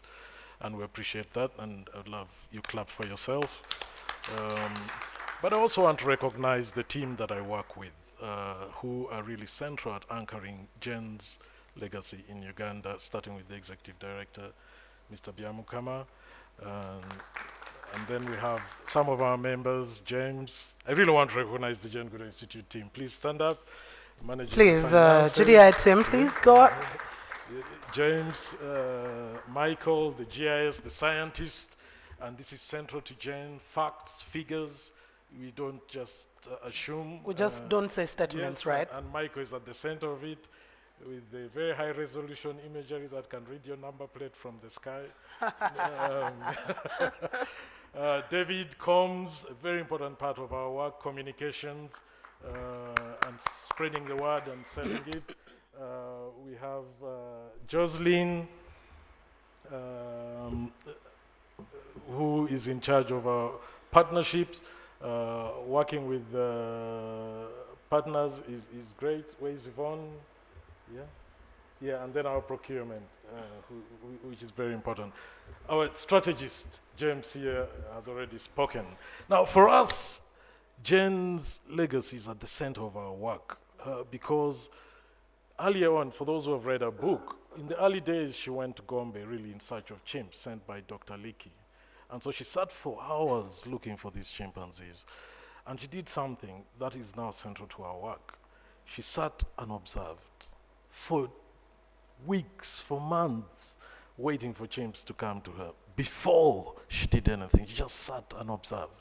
And she's written this in her book, how sitting and waiting sometimes she became impatient, but she kept on persevering and waiting. And eventually, when she got in touch with these chimpanzees, then she began to understand them and observed and took records and took notes before she could take action.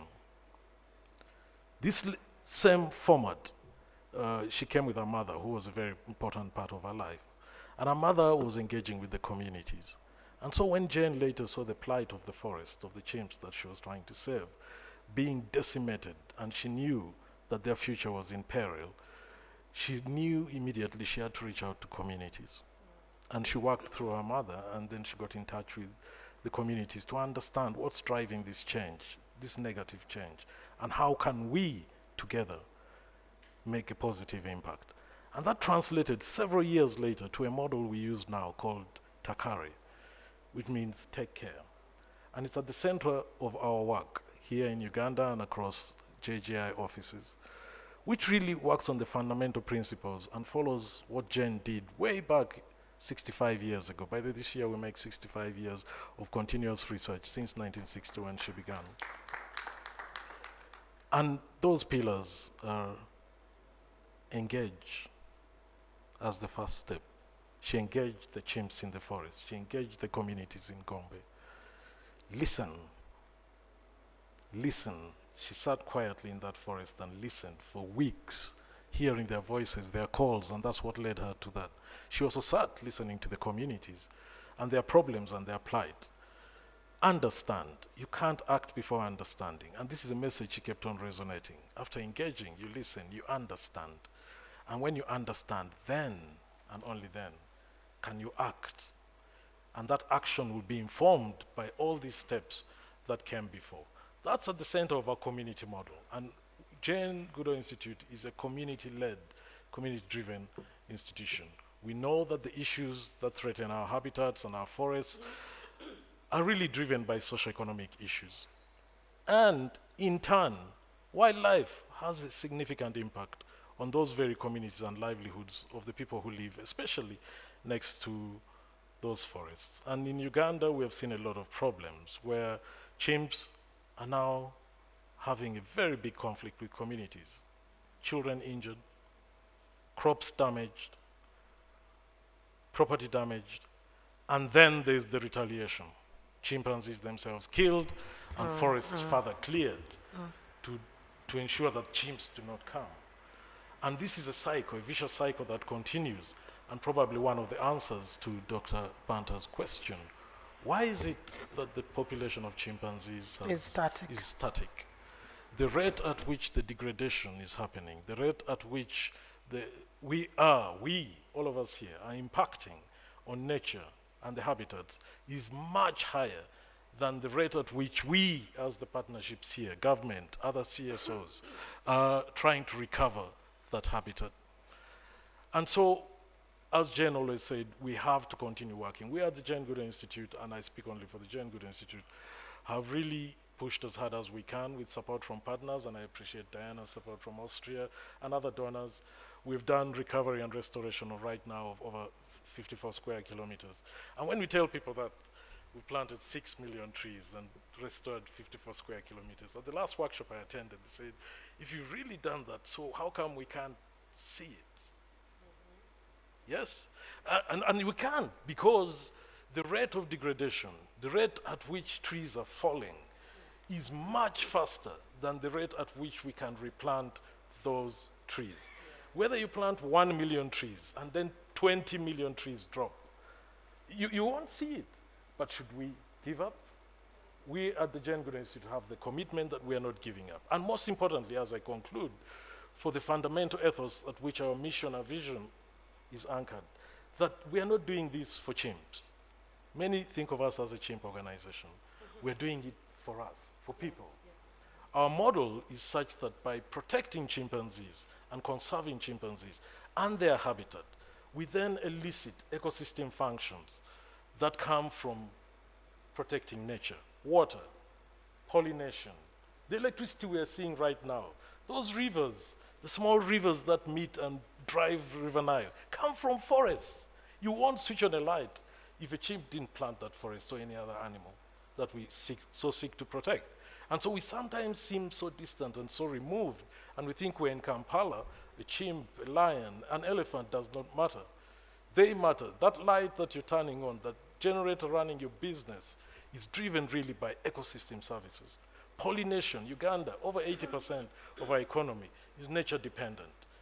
Without pollination, in the US, people are hiring bees to pollinate their crops.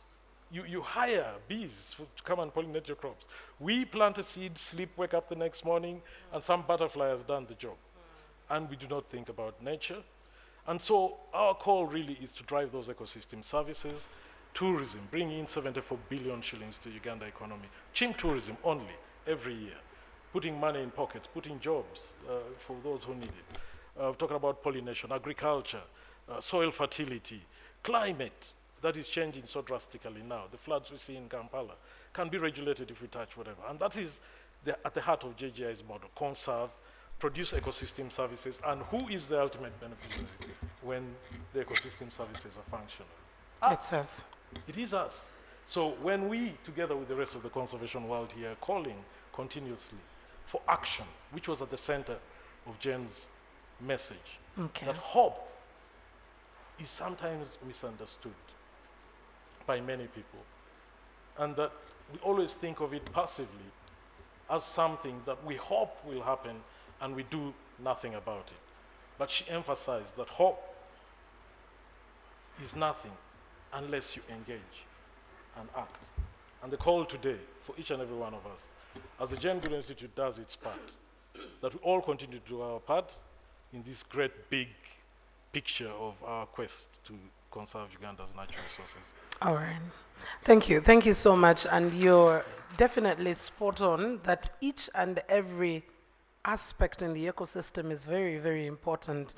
If we had no bees, we would have no food. That is just clear. Because if you have any food that flowers and expects pollination at some point in time, without the bees, we would not be here. And so as we are even doing agriculture and you want high yields, you want to deal away with the weeds just because you're going to spray some, pesticide or whatever it is, a herbicide, think about how that does impact the environment and the ripple effect at a later stage. This is where I get to bring in Dr. Joshua Rukundo as well to speak about Jen's Green Legacy and how it's impacting and what it means for your work.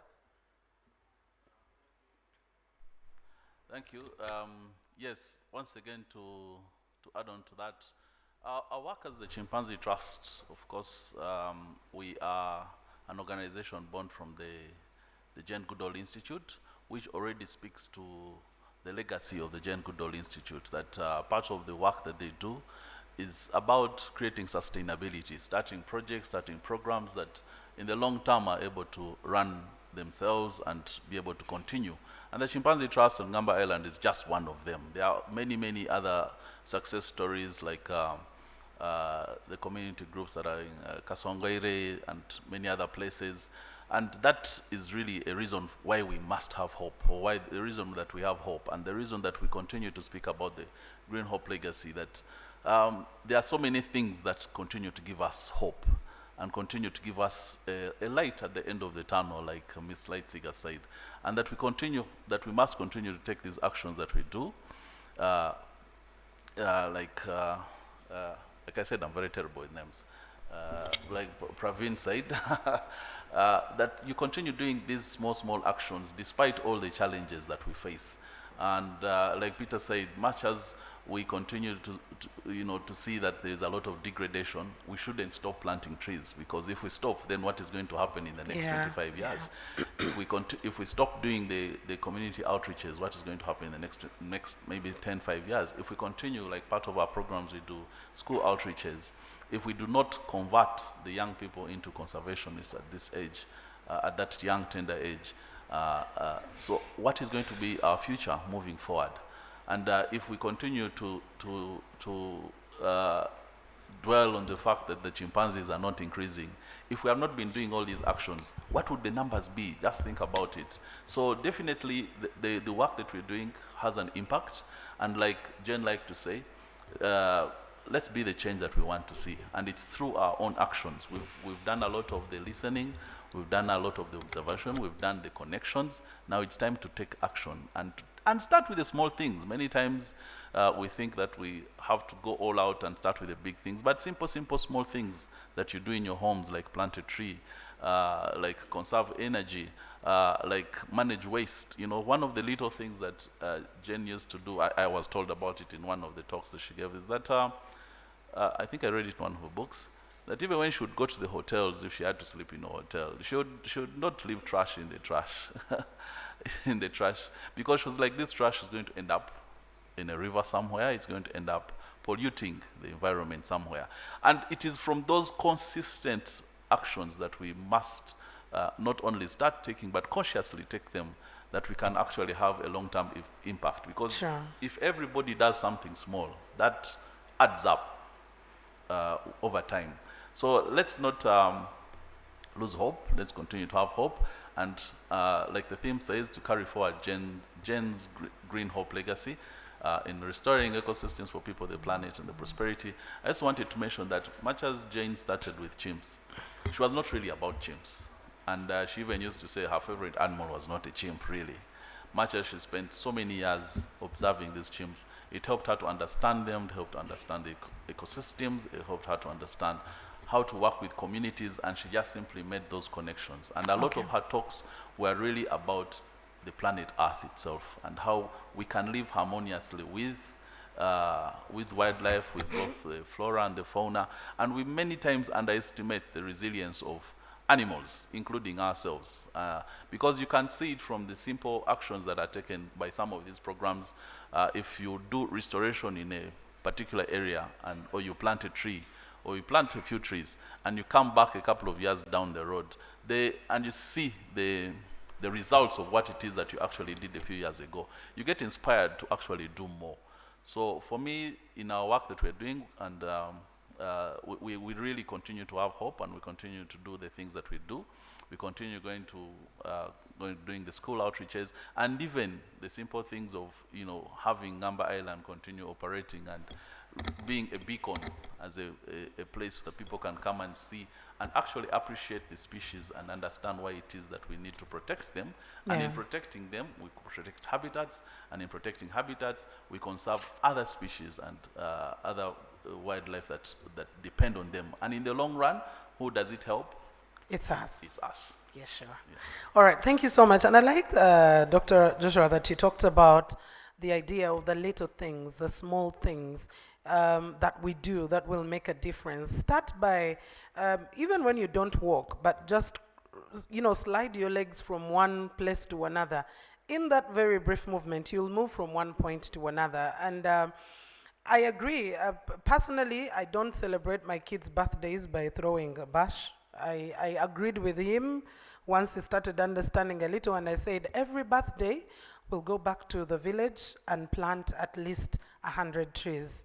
And that we do each and every birthday. So he normally knows towards his birthday, he starts asking a few, maybe months before, that apart from cutting cake, he starts asking, which trees are we planting? So we've decided we either plant indigenous trees or we plant fruit trees, because that gets to help at a later stage. And so each and everyone has a role to play to make sure that we conserve the environment that we're living in. I know I'm looking at the time and it's really running through, but this is a conversation that can carry on forever. But let me come back to the panel here, and I will ask the technical team to also prepare for me a handheld mic, because I'd like to engage the audience. But Talia, looking at the future, in years to come, what is that one single most important action that we need to take to make sure that the resilience of Uganda's great apes, as well as the ecosystems, and how Jen's model can actually be able to guide us for posterity? Thank you. By 2050, I think I'll be 36 years old. And I don't know That is how time flies. I don't know how old you all will be by that time. But the most important action we must take is restoring and protecting natural habitats. To me, it's the real forest, not just scattered trees. Great apes cannot survive in cities like Kampala, Mbarara, Nairobi. No, they cannot survive. Restoring the forests means working with communities and providing them with alternative sources of income without destroying homes for wildlife, but rather having a healthy human and wildlife existence. Include children in eco-restoration. I carry this quote around with me. It says, if children do not grow up knowing about nature and understanding it, they'll not understanding it and appreciating it, they'll not, if children do not grow up knowing about nature and appreciating it, they'll not understand it. And if they don't understand it, they'll not protect it. And if they don't protect it, then who will? Conservation and tourism needs to empower communities without destroying forests for apes. I stop there. Thank you. Thank you. Thank you very much, Talia. The children definitely need to be involved in this. The Central people have a saying, emitie mito. Who wants to literally translate that for other people who do not? And maybe Gladys, Dr. Gladys here will. Emitie mito jegumize chibira. And that, as you also bring in what you think is the most important action that we must take to ensure resilience of the great apes. So what she's saying is the young trees are the ones that keep the forest going. Thank you, Talia, for that. Your passion, we need many more Talias, and I hope you're going to mentor many more young people. You're very inspiring. I would like to, maybe one thing I can say is the One Health approach is one thing that we haven't yet talked about on this panel, but Dr. Peter Pell touched on it with the Takare program. When we were setting up conservation through public health, I looked around at models that were similar, and the Takari program was one of the first that was actually improving the health of communities around Gombe National Park. But the difference is the ones that were working were the ones that linked the intervention to conservation. So you could just go and improve people's livelihoods, improve community health, but the communities are happy, but they still don't connect it to conservation.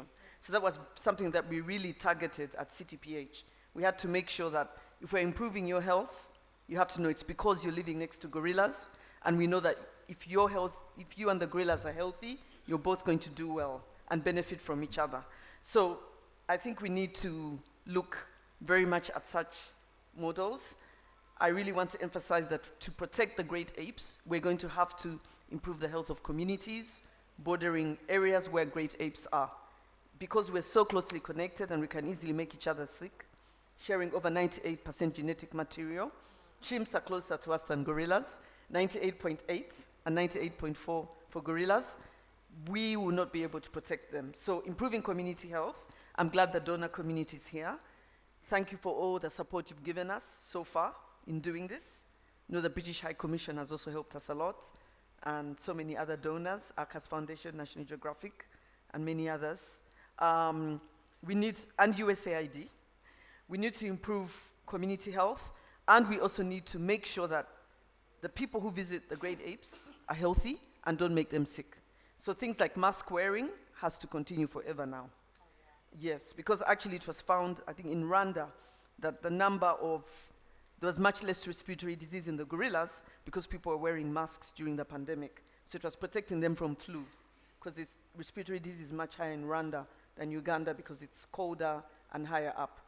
So we need to keep doing these things and work closely with Volcano Safaris, who's mentoring other tour companies, in order to make sure that the tourists come knowing that they can also be part of the partners that protect this wildlife by being responsible tourists.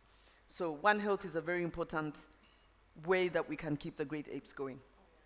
Very sure. And let me come to Mr. Pravin. Did you hear those statistics, or does someone need to repeat that genetic composition between humans and the chimps as well as gorillas, that should spark that we need to protect our brothers and sisters. Let me just rub it in.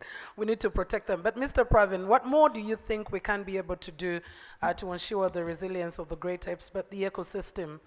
Just like Dr. Peter here did clearly talk about the rate at which the depletion is getting done vis-a-vis the rate at which we are replenishing the forest. Well, I think Dr. Peter's statistics and all the different people have said are really a wake-up call. The scale of degradation, as Dr. Peter said, is huge. One doesn't want to sound negative or alarmist, but even what Talia has said from the next generation and what all of us see, we are not keeping up with the scale of degradation. So all of us in this room, it's easy to say government have to do something, the private sector have to do something, conservations have to do it, communities. Actually, it's our responsibilities. We are the people in the room. All of us are representatives of many different civil society and governmental and conservation and donor groups, and we have to do something. And that's why this afternoon, as you know, I mentioned it before, and James mentioned it earlier, after this meeting, we are hosting a meeting of the Albertine Ape Alliance. And that was set up in Gahinga, in Mount Gahinga Lodge in 2022 to bring together any and all stakeholders, the protected area authorities, of course, the Transboundary Secretariat, the IGCP, other conservation organizations, and everybody who's concerned with the future of the Albertine Rift. The threat is enormous. These are some of the smallest habitats in the world. If you put it in context, Serengeti is 30,000 square kilometers. Yellowstone is 70,000 square kilometers. The 4 mountain gorilla parks together are 700 square kilometers. Kibale Forest is less than 2,000 square kilometers. So we are facing challenges that are acute, that are much greater, in my opinion, than on any other ecosystems in the world. We have some of the finest ecosystems in the Albertine Rift, in Uganda and in Rwanda, and we should not forget the DRC. There might be an old boundary that someone has put between us and the DRC, but collectively, these areas are some of the richest in the world, with the highest biomass of game in Africa, with huge, huge species diversity, and they're all under tremendous threat. So it's up to us in the room to go away with this message that if we do not take much stronger action, as Dr. Peter said, if 20 million trees are disappearing and we're planting 1 million trees, what's going to happen?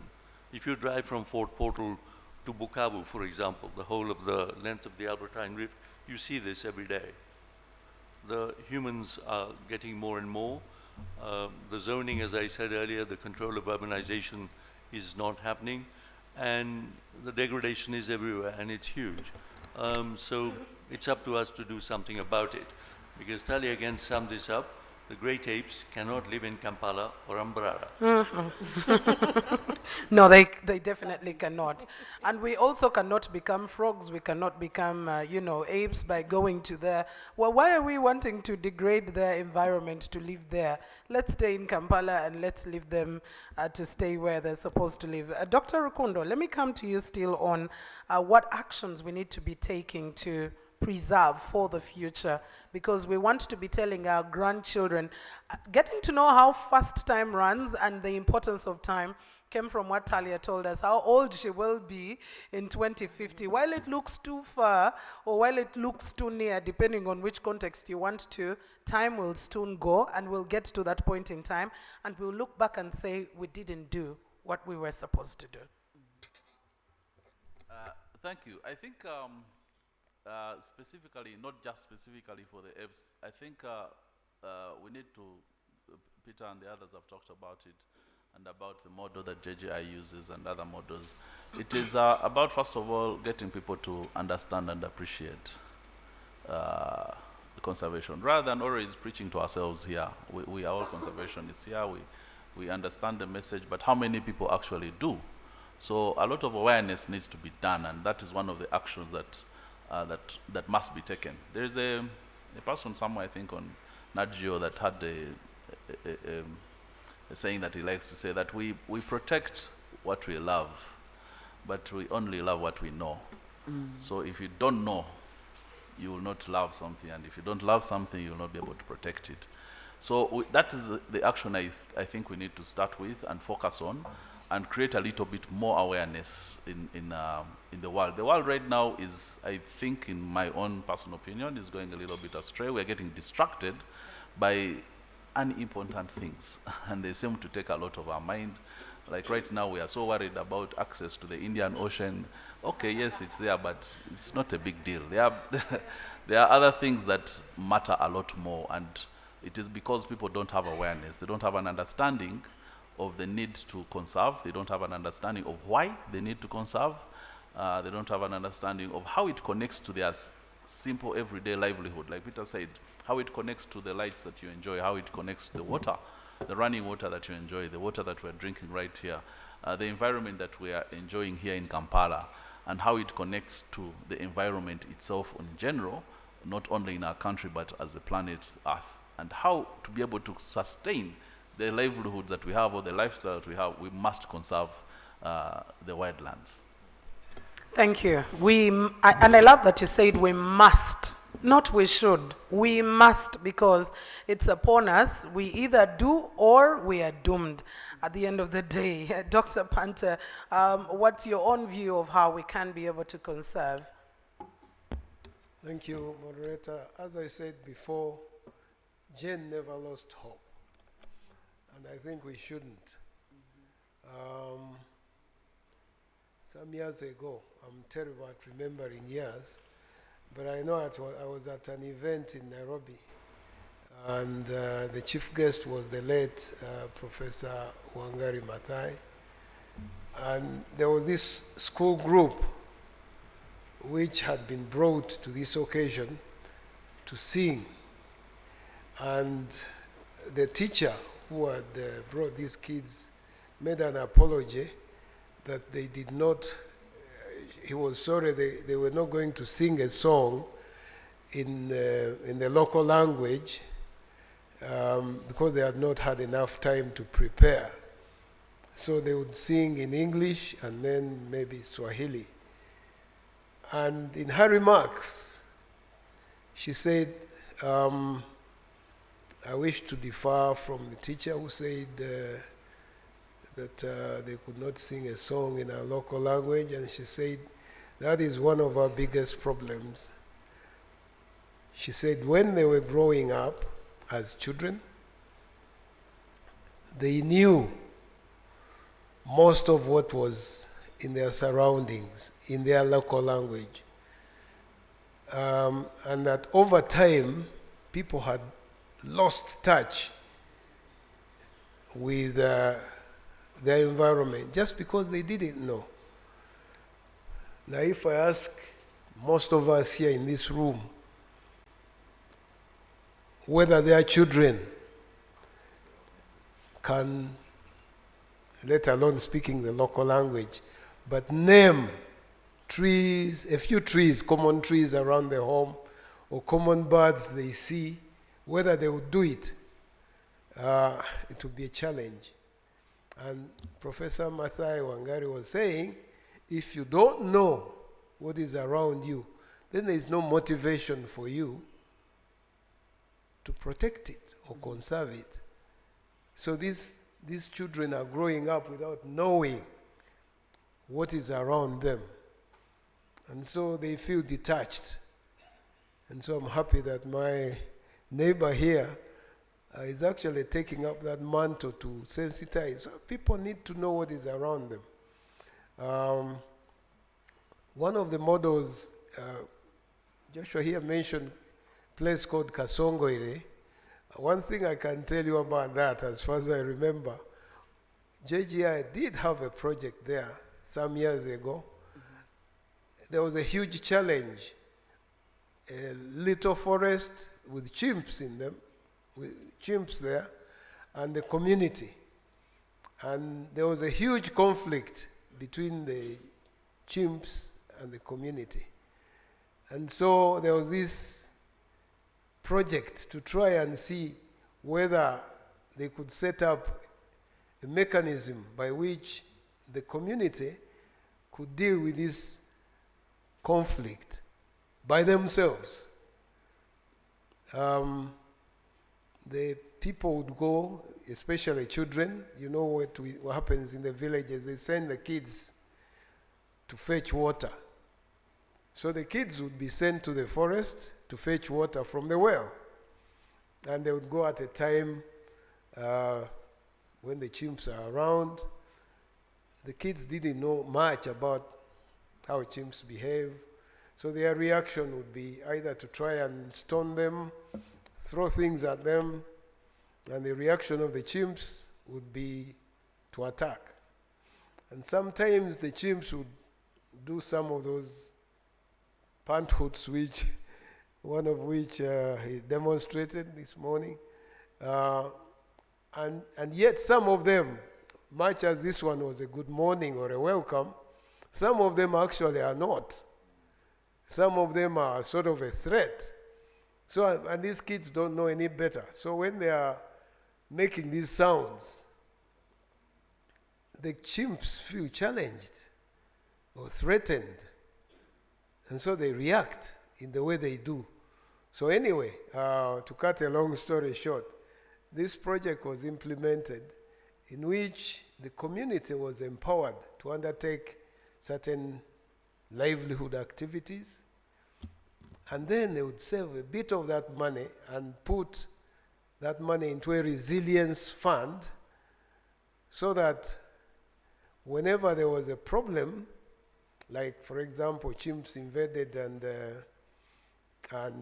destroyed a garden, that the affected person could go back to this resilience fund that the community itself had organized and get some money maybe to buy more seed for replanting. Several years on, perhaps Peter or somebody else can tell us what's happening, but at that time it was a very good model of how the community can coexist. In fact, you'd go there and then talk to the community, say, oh yeah, these days, things are not too bad between the community and the chimps. And of course, there were other activities like educating the children and the community about what to do when you encounter chimps, for example. Because most people don't know.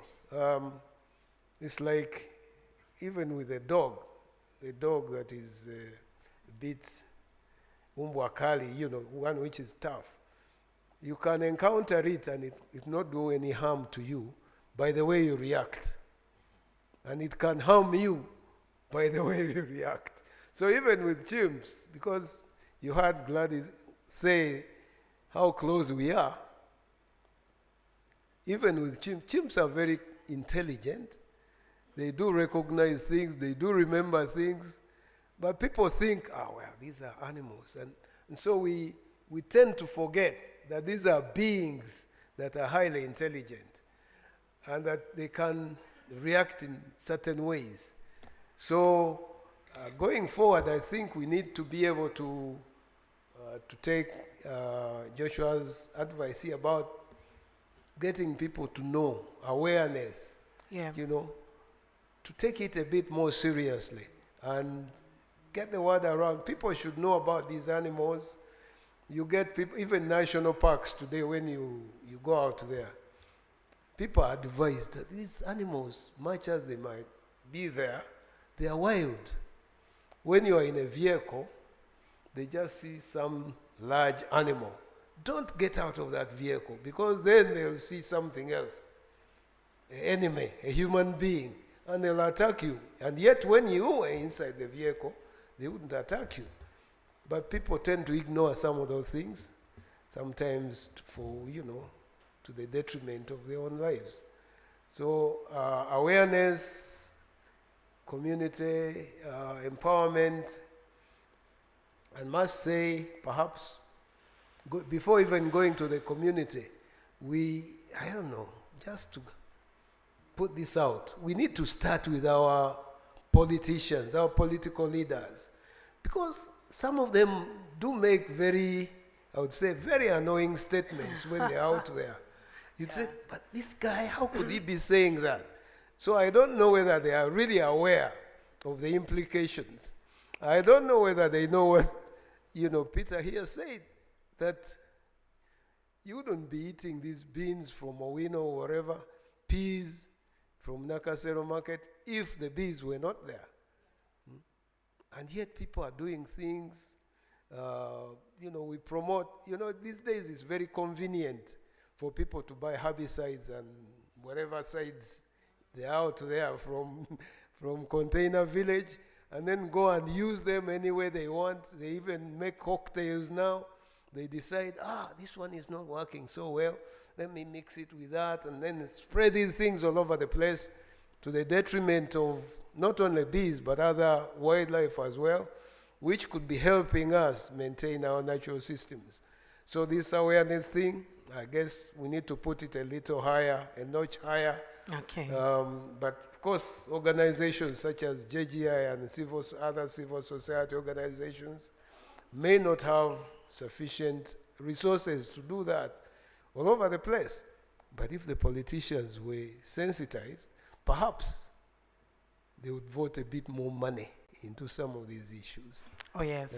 Thank you. Thank you. And it definitely starts from that point at the policy perspective that our leaders need to understand. I totally agree with you. As I hand over the mic, Dr. Peter, I would just like to know from you, what do you think are some of the key pathways we need to take when we come to resilience and building ecosystems for even the great apes themselves? Well, thank you. And I won't really speak for myself. I'll speak for her whom we celebrate today and pick her legacy to guide us going forward, because she had a lot of quotes that we keep carrying with us, and in them we can find a solution. I'll speak to two.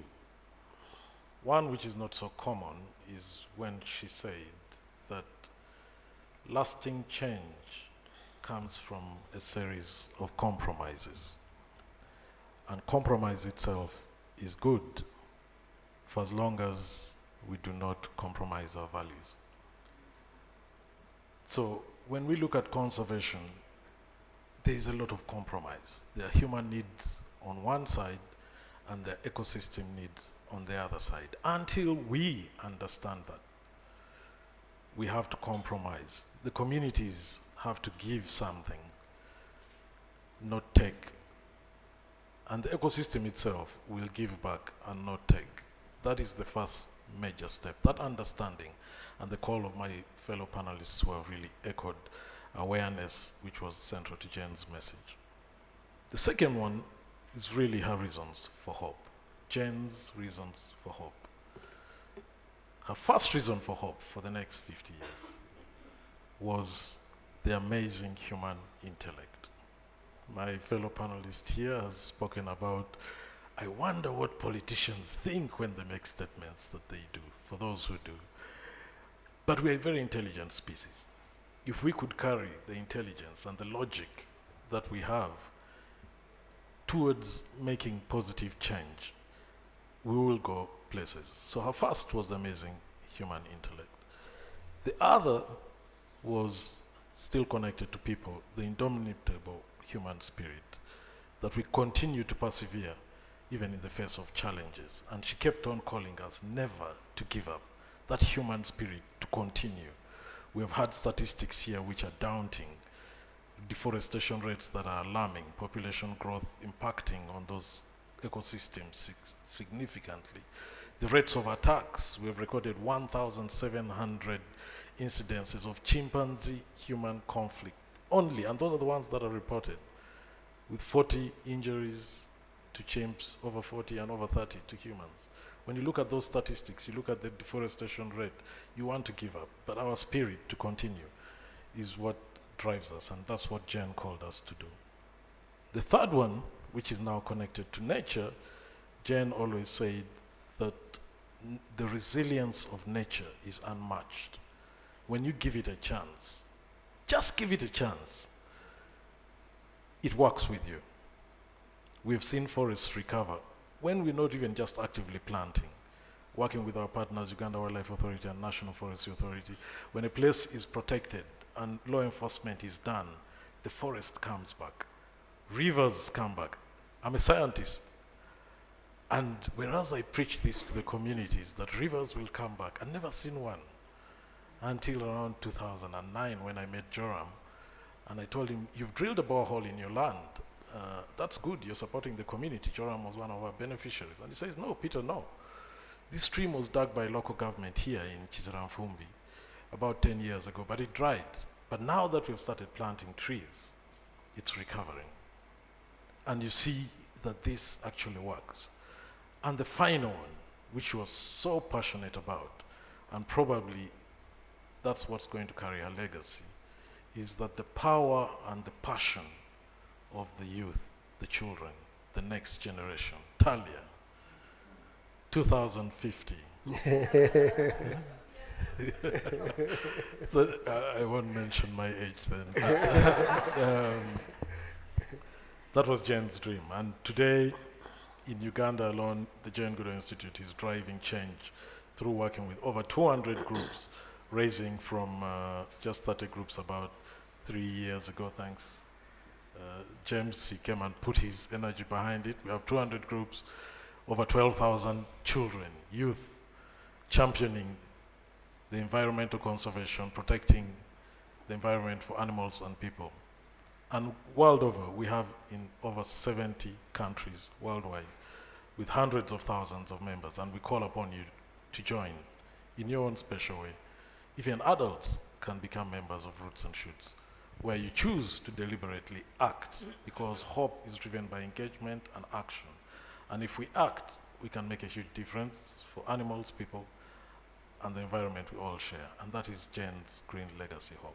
Thank you. I wish we would have the whole day, because the statements coming in from this place here. Yes, Dr. Gladys, I'll give you just a few seconds as I get to move to the audience now. One thing that we haven't yet mentioned on this panel is the engagement of women in conservation. Jane, in the early 1960s, she went out there in the bush with her mom and made new discoveries in conservation. A lot of the time she had to work twice as hard to be taken seriously because she's a woman. But she paved the way for very many women to get engaged in conservation. There are many primatologists here who are women. I can see Dr. Emily Otali. Please stand up. She's a well-known chimpanzee expert in Kibale and a National Geographic explorer, and so many other women here. And in order to protect the wildlife and make sure it continues to increase, we have to engage women and men equally in conservation. And that's something that we do at Conservation Through Public Health. And JGI, and really, when I started out at UWA, there were no female rangers, 20% are female. I hope we don't have to wait till 2050, but we should soon have 50% female rangers. We shouldn't have to wait until 2050. I hope people from Wildlife Authority are here. But yes, we need to get more and more women engaged in conservation, and we're glad that gender mainstreaming is happening in many sectors in this country and around the world. All right, thank you very much. And as we get to with the conversation, I now want to engage the audience. I know that most of us, or many of us, would have had an encounter with Dr. Jane and just didn't get the chance to be at the table here or at the panel. So I'm going to give, I already have 2 hands here, even before I could set the number. So I'll start here and there and then be able to cross over. In just a minute, let's get to manage time. All right, thank you so much, the organizers of this event and the panelists and everyone who has spoken on this event. Dr. Lawrence Mugisha, current associate professor at Makerere University, but most importantly, about 20 years ago, one of my second jobs at the beginning of my career was with Chimpanzee Sanctuary at Ngamba Island, and my first assignment was to rescue a chimpanzee, a baby chimpanzee from Arua district. I boarded a UN chopper, and to my surprise, I was welcomed by a baby chimpanzee that I carried around my chest from Arua up to Entebbe. Then I cared for that chimpanzee at Uganda Wildlife Education Center. Up to now, that chimpanzee lives and myself lives. So that is a journey of how the conservation can happen, and later on, I went on to meet Jane personally, and I did a lot of my conservation. So while we were there, I was looking at one of my YouTube video I recorded while I was at Ngamba, bringing all these memories of what we need to do in order to conserve the chimpanzees and other great apes. I want to share and express my appreciation to Talia. We need such youth, such young people with a lot of energy and enthusiasm for saving our future. As we do that, we cannot separate health and livelihoods of the people in the communities where these chimpanzees live. So my call and my voice to add on what has been said is that let's all of us take action, work together with communities. Without working with communities, these forests will not be saved. Okay. Yes. So I thank you so much. Let us carry on the legacy. Thank you. Thank you so much. I will move on to the next person briefly. Thank you very much. I'm Kasibante Emmanuel, Office of Kao, Kakumia District Local Government. Let me thank you very much, especially the organizers, for inviting Kakumia District to this important event. As far as Kakumia District is concerned, we estimate the population of chimps to be around 250, and those chimps stay in a Central Forest Reserve, Chaimira Central Forest Reserve. In Kakumia District, we have 3 Central Forest Reserves. We have Chaimira, we have Nakuyazo, and Grama. But when you look at the relationship between the chimps and the humans in Kakumia District, it is conflictual in nature. So because of the degradation which has taken place in the district, many forests have been cut. So these chimps have now using Chaimira Central Forest Reserve as their habitat. But on a daily basis, these chimps come out of this Central Forest Reserve and carry out crop raiding. So as we talk now, the neighbors are actually in serious conflict with the chimps. They are complaining about crop raiding, which is done by the chimps. They are also saying that for us, we have been protecting these chimps and we don't want to kill them. We as leaders in the district, we are sensitizing them not to kill the chimps, but they are also expressing their needs, especially to do with the economic part of it, that their crops are also being destroyed. For example, the fruit trees, the jackfruits, the pawpaws, and the rest. So as Kivale District and as leaders of the district, we have tried to carry out some bit of sensitization. We have involved different stakeholders. And I want to thank Jane Goodall Institute officials who came to our district. We had an engagement with them, and we told them our plight. So as a district, we cannot do much. We need to enlist the support of other stakeholders, especially Jane Goodall Institute. Good enough, we are in the final stages of signing a memorandum of understanding with Jane Goodall Institute, but we need serious intervention in areas like managing human-chimp conflict and the economic part of the people surrounding the Central Forest Reserve. Okay. Because we cannot stop chimps from coming out of the Central Forest Reserve, and when they come out, they crop raid, they destroy people's crops. So that one has culminated into some people even killing the chimps. Okay. Actually, at one time, at the beginning of this year, I'm happy to report that when I was the first person to report the death of a chimp, it was killed by the people themselves near the Central Forest Reserve. So I was called and I reached there and saw the dead chimp. So when we informed Jane Goodall officials, they actually moved all the way from Kampala to the scene and they established the cause of the death of the chimp. But up to now, the report is nowhere to be seen. So as this, we want to look at that report. What happened? Who killed the chimp and how was it killed? The circumstances under which it was killed. Okay. So banking on the theme of today's engagement, I'm just imploring or driving Jane Goodall Institute officials to make sure that they expedite the process, because as a district we are waiting for you to make sure that this project we talked about, it is implemented as expeditiously as possible. Thank you. Thank you very much. I know Dr. Peter will be able to give us the response. It won't be like that common statement. Investigations are underway and the culprits will be brought to book. It won't be that one. Okay. Thank you so much, moderator. I want to appreciate the speakers and the brilliant panel.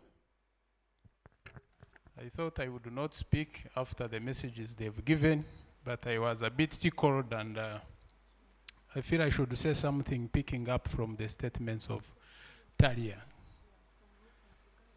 Conservation shouldn't be looking at scattering trees, but rather focusing on the strong blocks we have as protected areas. These are Central Forest Reserves and the national parks.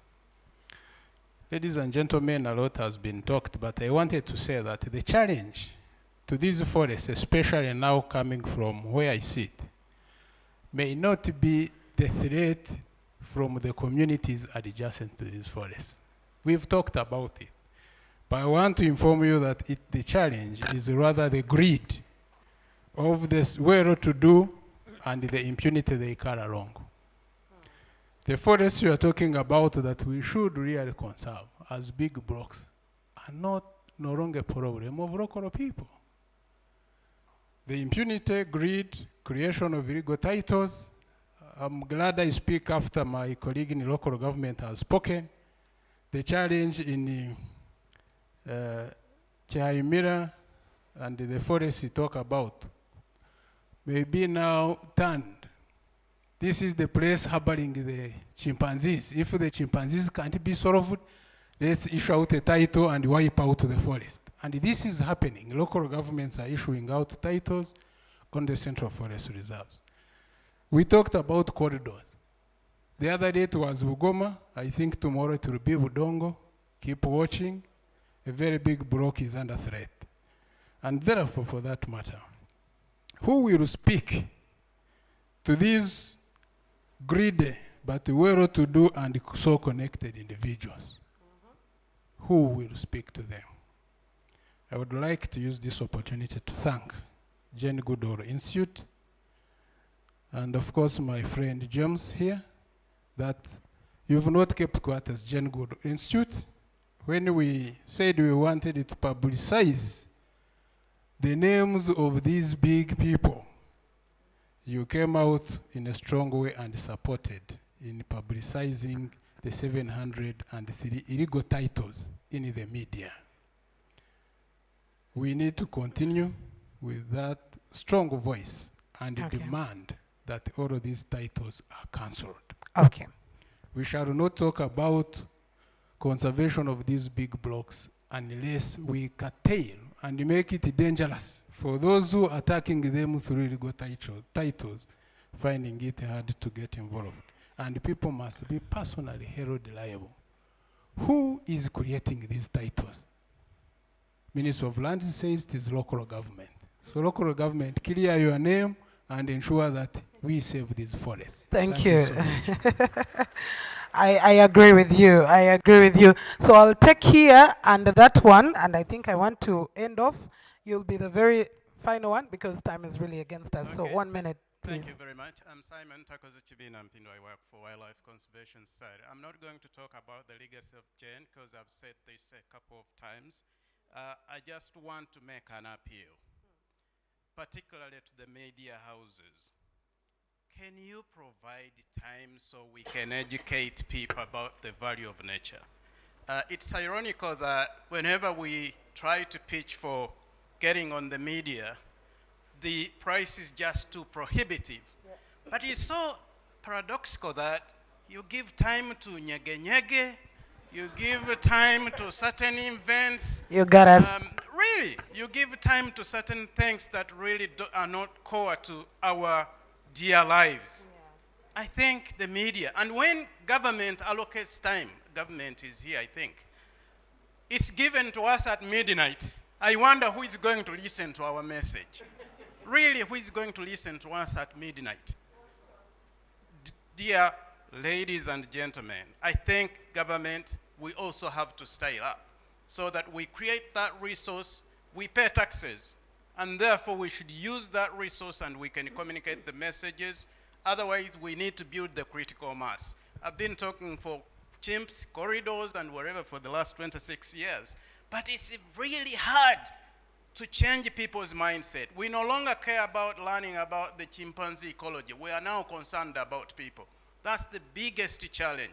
And if media, you can be part of this journey, I will give you kudos. Thank you. Thank you. I will say guilty as charged on behalf of the on behalf of the fraternity I work for, but I think yes, we need to do better, especially because we were talking about awareness and talking about involvement of the people. Yes, please.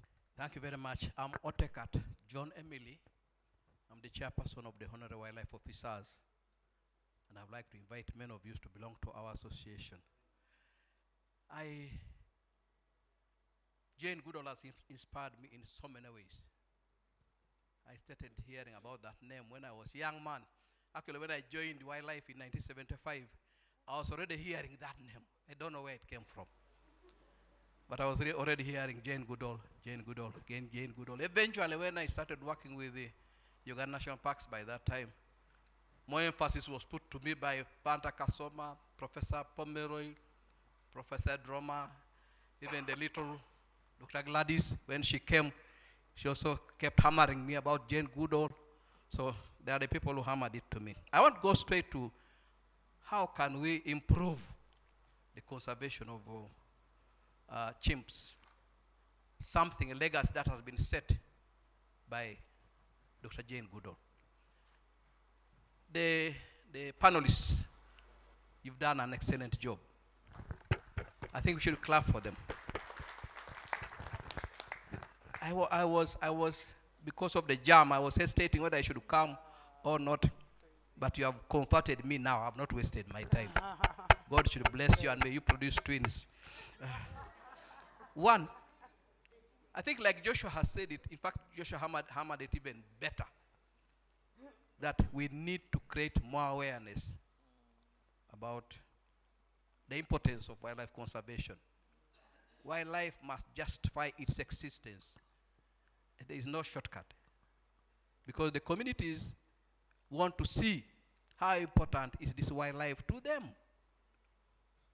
Thanks to many organizations, CTPH, like Gladys has already mentioned it, is doing a good job. UA is doing a good job with the revenue sharing and many others. So we must make the communities realize the importance of wildlife by sensitizing them. My colleague there who talked about the media. These days we don't seem to be having journalists who are bent on the environment. No. They have long died. Now you don't find environmental journalists. They have all gone. There's only one magistrate. What's her name again? Kasamunyu? Kabasanyo, who is for wildlife and environment. The rest, you have to struggle with them. So it's our duty to struggle to make those persons, especially the media, right for us. It is our duty to make sure that we get more Kasamunyus on our side. Okay. Two, as you conclude, sir. Two, we should address the biggest threat to wildlife conservation, especially chimpanzee conservation. What is the biggest threat? It is loss of habitat. It is loss of habitat. They are being squeezed left and right, here and there. What can we do to reverse the loss of habitat? And many of you have hinted on it. Let us plant trees. Let us start with our own homes. Let's be examples everywhere we go. I'm celebrating 50 years in wildlife conservation in my village on the 13th of December, and I've invited many of you. Should I invite all of you, or should only a few whom I've invited? I've invited many of you, including Dr. Gladys Kalema and Dr. Seguya here. I want you to come and see what my little children, they are now big, they are conservationists also, what they themselves have done to conserve wildlife by planting trees. They started with Queen Elizabeth. My children started planting trees when they were young people. Now when they go back to Queen Elizabeth, everybody runs to his or her tree. And they are big women with children now also. But also they're encouraging their children to plant trees. Finally, let us get more, what is her name again? Kisanja, the little girl. Talia, yes. Talia. Birungi. Let us get more Birungis on our side. Oh, yeah. WCU, the Wildlife Clubs of Uganda, we don't seem to be utilizing the WCU that much. Let's have more children involved in wildlife conservation so that when they grow up, even the Bible says it, isn't it? Train up a When child. they grow up, they will follow that line. Okay. So, conservation for generations. Thank you. Thank you very much. I am constrained because of time. I'll give you just 30 seconds. I am only pained as well that in the plenary I didn't get the ladies speaking. But let me give you the last 30 Thank you very seconds. much. My name is Paul Hatanga. I am from WWF, but I've been everywhere. Starting off with Dr. Panta, with a project he did describe that had challenges with, is it about people, is it about chimps? And then I think I got inspired at some point and said, you know, let me move to great ape conservation. And I moved to Chimpanzee Trust, of course established by the Jane Goodall Institute, and I'm a product of Jane. And when Jane passed away, I reflected quite deeply in terms of her impact to my life. And in many ways, I look at myself as a product of Jane herself. Because my formative years, my formative age as a conservationist is really, as many of you know, is in the region trying to save the remaining private forests in the Bunyoro region. Unfortunately, we've lost quite a number. And when I look back, it gets frustrating to me. A number of forests are in those corridors where we moved. In fact, the communities reached a point and they had given me a name, Chimp Man on a motorcycle in the fragments of Bunyoro region. And I'd like to credit some people here because I think many of us, indeed, we are products of what Jane was able to do. And Carol, if Carol could stand up. Carol, please stand. Today they praised the vets so much, but I think they forgot us, the people that are at the front line of saving the habitat, the forest, and the foresters in this room. I know Simon is one of them. I know James is one of them. I know a couple of others. The foresters, and Carol, you can see it. For a number of times, I did call Carol, trying to save chimps caught in traps by the community. Of course, communities set traps, and these traps we had to remove. We reached a point where communities were like, do you care more about the chimpanzees than us, the people? Because every time a chimp is caught in a snare, a number of vehicles would come to try and save the chimp.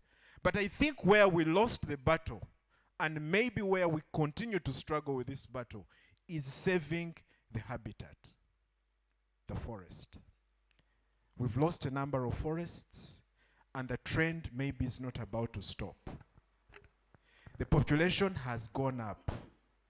Are we going to save the habitats that remain? Okay. At some point, scientists, just one last one.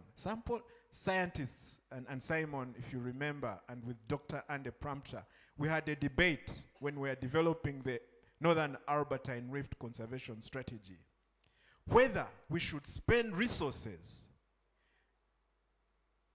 to invest in the remaining private forests with the population that is there, or whether we should rather spend the resources in the Central Forest Reserves. What's ironical now is that even the Central Forest Reserves are not safe. So, the little money that we can raise from government, from private sector, from the donors, where do we invest this money and our efforts? Thank you very much. Good point to ponder. And as I go back to finish up, I would like to hand this microphone to Bismarck for one point, because we have been rightfully castigated as the media, for not engaging much. And Bismarck is one of the people who championed conservation, talking about tourism at Next Media. That is not something that we had as much, and that legacy has actually moved on. Bismarck, I'll give you just 30 seconds, and I'll get back to my panel to wrap up on this. Thank you, Mildred. Yeah. In the 30 seconds, my name is Amompele Bismarck Moses, travel journalist, but also I work with Africa Tourism and Environment Initiatives, youth-led with youth initiatives.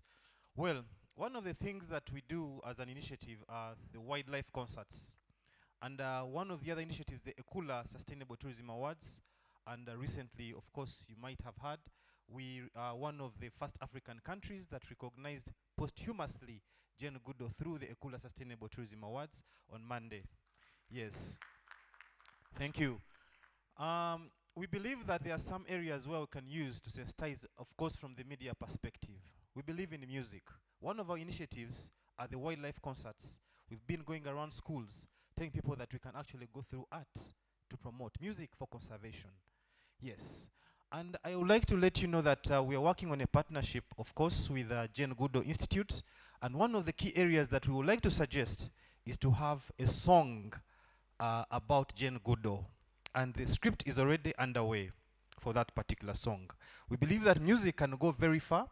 And more so, from the creative perspective, we are also suggesting, if it is okay, to come up with a movie about Jane Goodall, because one of the best ways is to tell this story through the arts.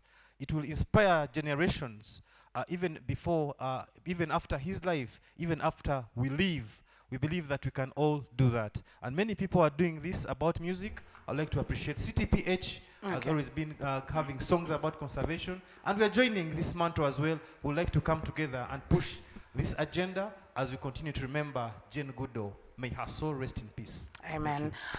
Thank you so much. Unfortunately, we have to bring this to a close, and I love that these were supplements.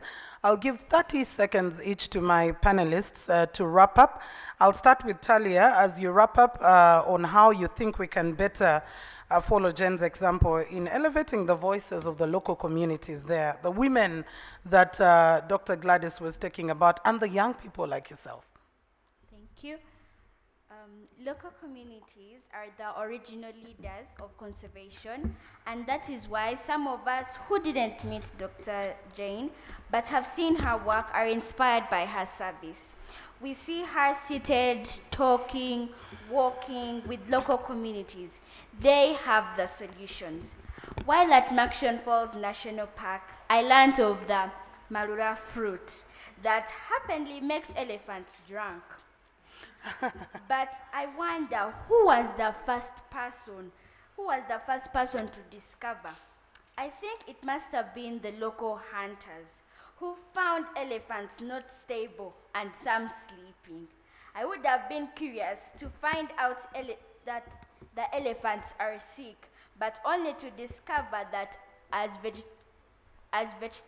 vegetarians, they ate alcohol. Therefore, local communities should be treated as co-leaders because they live closest to wildlife. Number 2, women should be supported with resources and opportunities because they are natural protectors of families, water sources, and food systems. Finally, young people need education, creativity funding, and sit at real decision-making tables. When I spoke at the All Africa Pension Summit, I asked leaders to invest in people and nature through education, eco-friendly tourism, reforestation, renewable energy, and climate-smart agriculture. As I conclude, Dr. Jane Goodall teaches us to trust people, listen to them, and believe even the smallest voices like mine can spark a big movement. Thank you.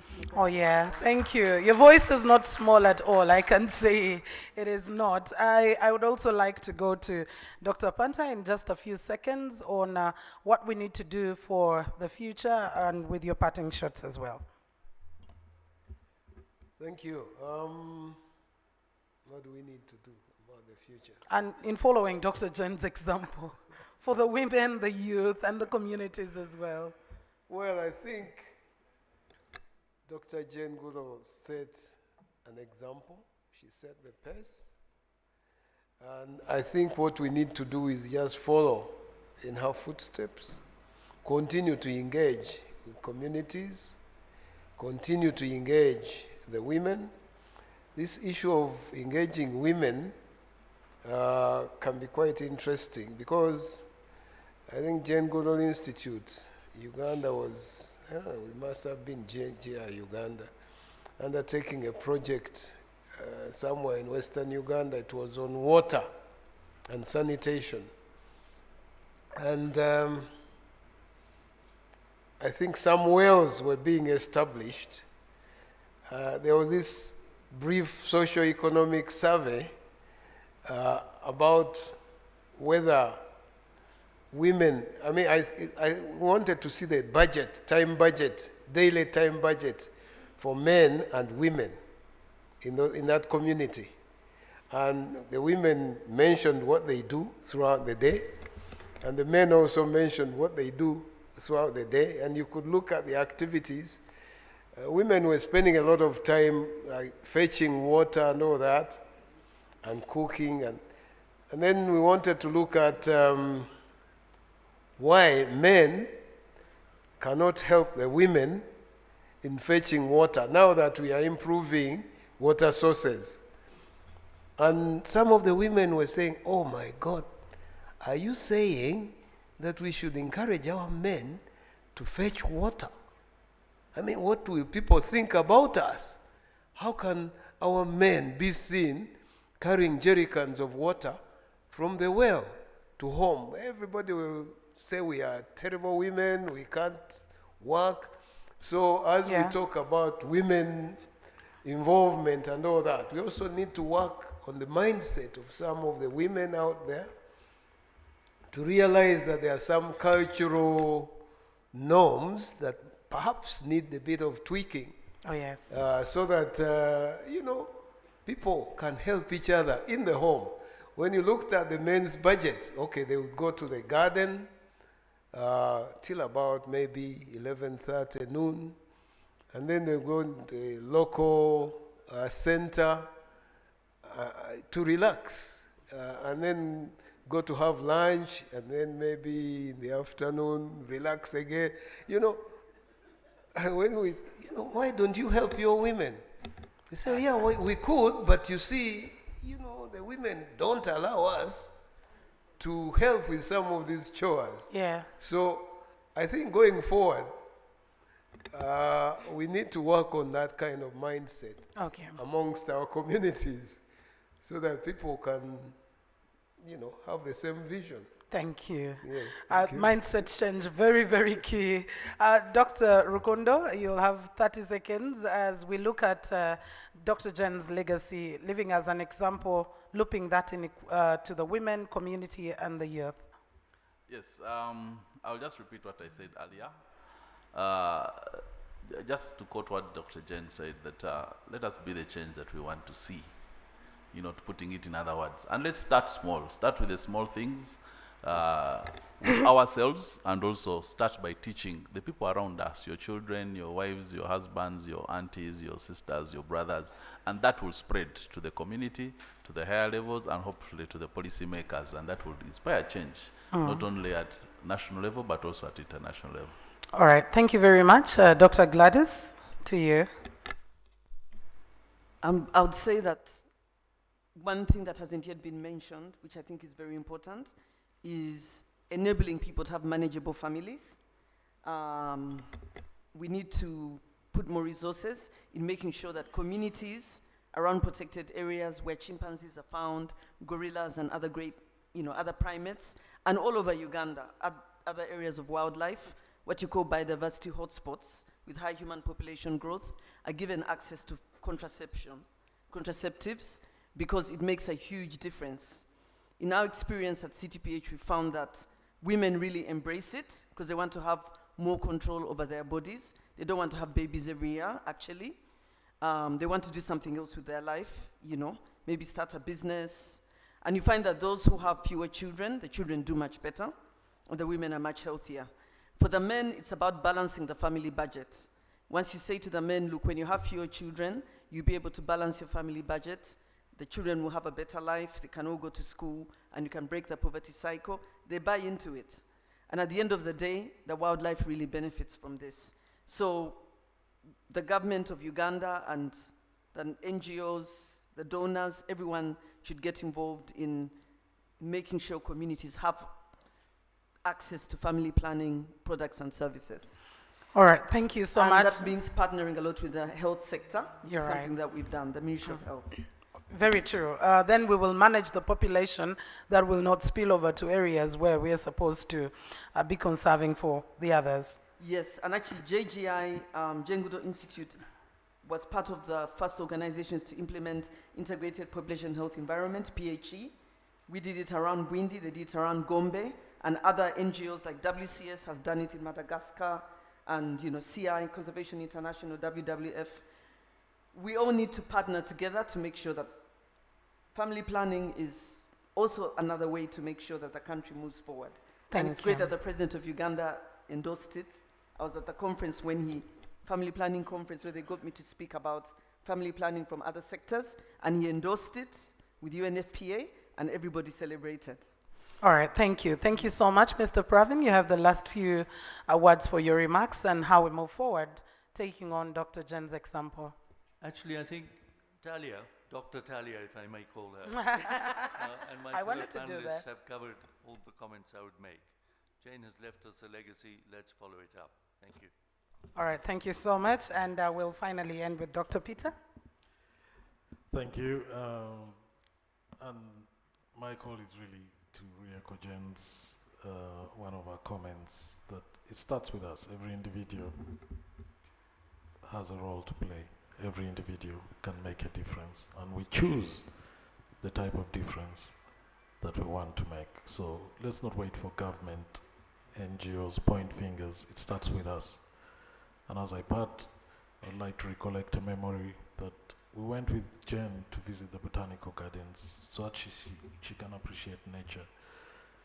And when we arrived, we were all setting up, beginning to look around and see where we would camp and have a site. And we looked around and Jen had disappeared. When we looked for her, she was collecting rubbish. She was walking in botanical gardens, picking rubbish, and we have this on record. And we spent the next 30 minutes as JGI staff picking rubbish from the botanical gardens that had been discarded in this nature hotspot. That just goes to show her message, even it starts with her, so it should start with each and every one of us to do our small part. She always said if we look at the problem as very big, let's look at it as a jig puzzle, and each of us owns a piece of that jig puzzle. If we do our part in selecting how to fit it together, and we know that everybody else is doing their part, and that's the call to action, then we shall finish the jig puzzle. Let us all do our part. That's our call. Thank you. Thank you. Thank you so much, ladies and gentlemen. A big round of applause to my panel. I will just request that they will walk down the stairs, stand right here and take a group picture as the panel.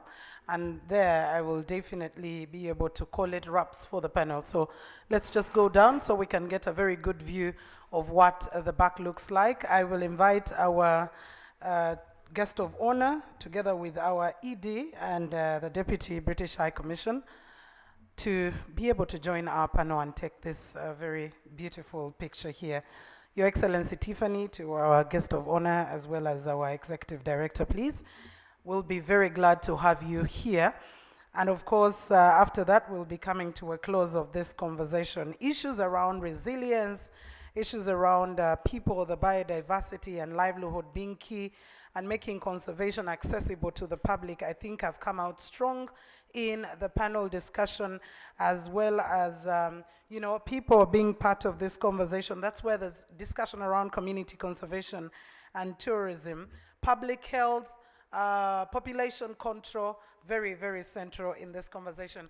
And as we do finish, ladies and gentlemen, when you get to the time of stepping out, Dr. Talia, yes, I actually wanted to call her doctor from the beginning, and I think Mr. Pravin did help me.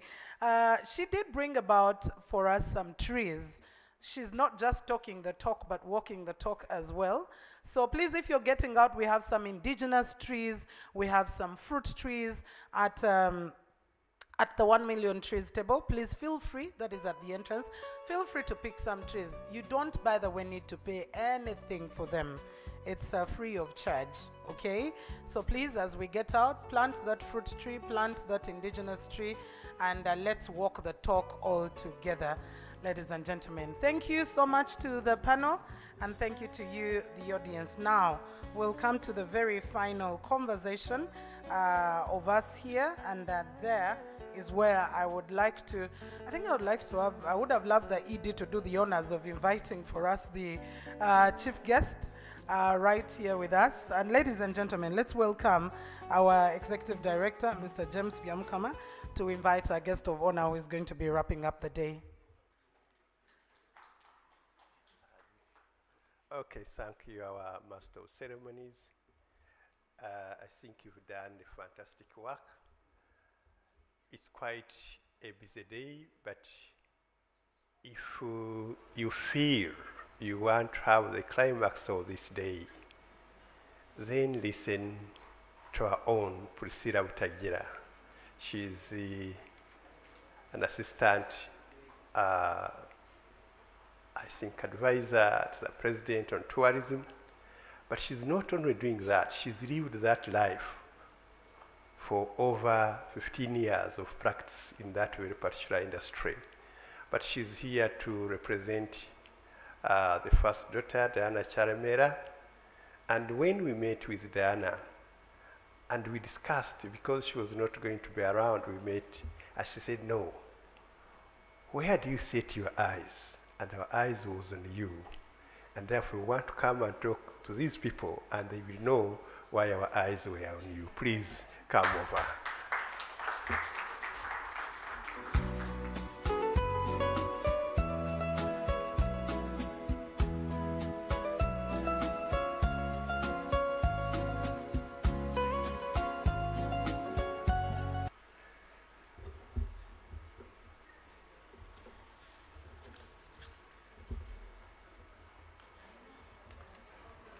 Good afternoon, everybody. The representative of our Honorable Minister of Tourism, Wildlife and Antiquities, Mr. Kandia Leon, our Deputy High Commissioner at the British High Commission, Your Excellency Tiffany Kalu, I hope I've pronounced that right, representatives of our conservation partners, development partners, distinguished guests, ladies and gentlemen.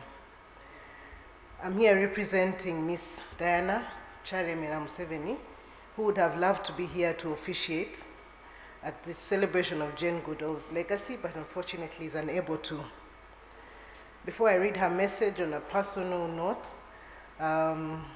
as James said, I've been in tourism for a while, and I see a lot of familiar faces. Right now, I work for the President as the Special Presidential Assistant on Tourism. It's a desk that has only been open for 3 years, so we're trying to make the most of it by, partnering with other agencies in government and private sector. I've had a few meetings with James and Dr. Peter Appel, who have opened my eyes even more to the work that Jane Goodall did and her service to humanity. And before I read Diana's message, I would like us to just have a moment of silence, stand up and have a moment of silence in honor of Jane and her work to humanity.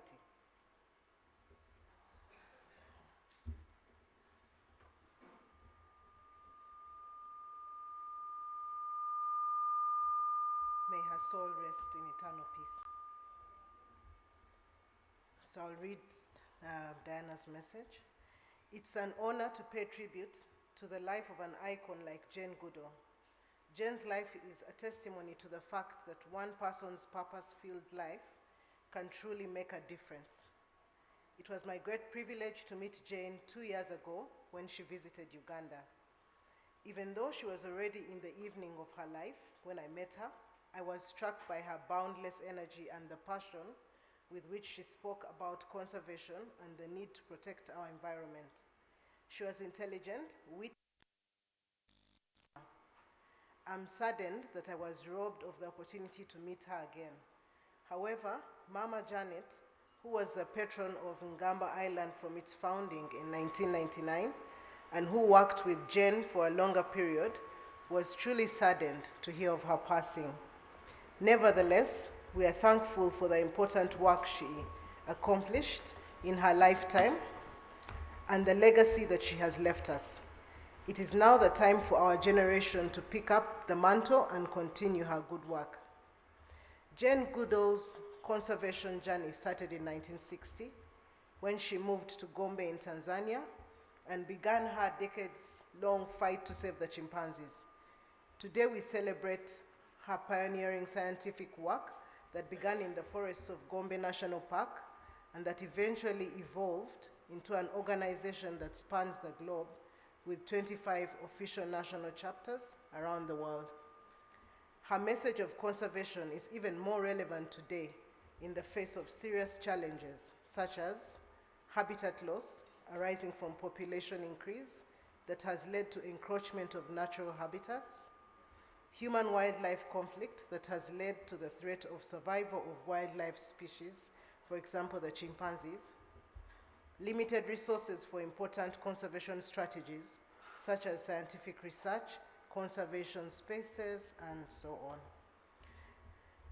Jane Goodall knew that it was important to get the youth involved in conservation if we humans were to be successful in saving the planet. To this end, in 1991, we saw the birth of the Roots and Shoot movement, which is a global youth-led movement for community service and environmental projects.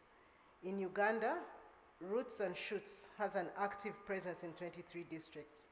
It has contributed to conservation efforts by launching tree planting campaigns, as well as poultry and goat projects. They also started projects to take care of the elderly in our communities.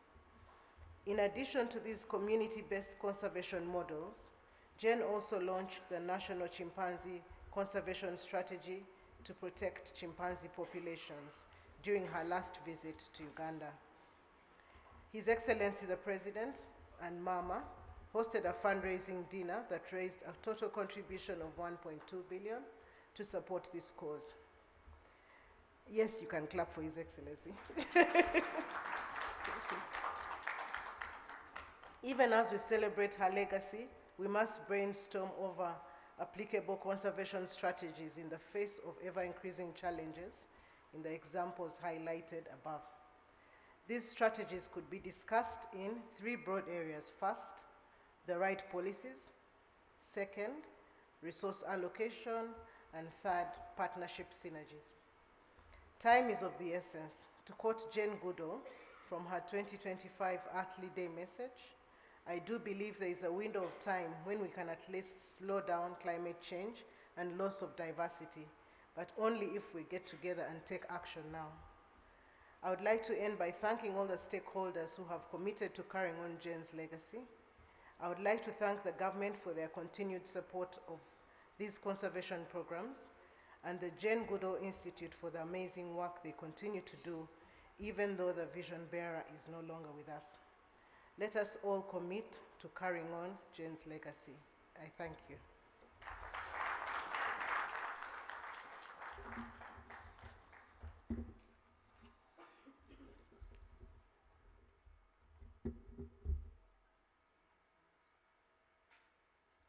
Ladies and gentlemen, a big round of applause to our guest of honor, Madame Priscilla Butagira. And now I'm going to invite Dr. Peter for us to do the honors of a very special one, which is going to be the launch of the Uganda Tourism Board Women CEO Trek.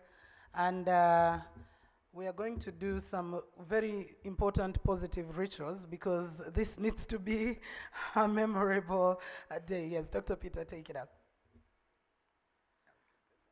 Thank you for that. I'm also interested in these rituals, but as we begin, part of this legacy, and you've had the call, is the involvement of women. Jane herself was an iconic one. And whereas she didn't emphasize it immensely, she did hint on the role of women, and it resonated in a lot of her messaging. Just a few months ago, in partnership with the government of Uganda and Guest of Honor, we partnered with the Uganda Tourism Board that is doing significant work in trying to improve Uganda's tourism product and image. And one of the concepts was how we can leverage this function, not just to celebrate Jane's life, but to carry that legacy forward through women, very important women in Kampala, the women CEOs. Surprisingly, I read in the New Vision that over 60% of the CEOs in Kampala are women. Men, let's pull up our socks. We need to do something about it. At this particular point, I would like to invite Mr. James Byamukama, the Executive Director of the Jane Goodall Institute, to come up with the Deputy British High Commissioner, and then our Guest of Honor to stand up here. And alongside, I invite the representative of the Uganda Tourism Board to come and receive this commemoration and launch of the women CEOs, who will then carry the legacy on private sector's role in contributing to tourism and conservation, but also they'll be launching on a long trip to visit various chimpanzee sites across Uganda. So please come up.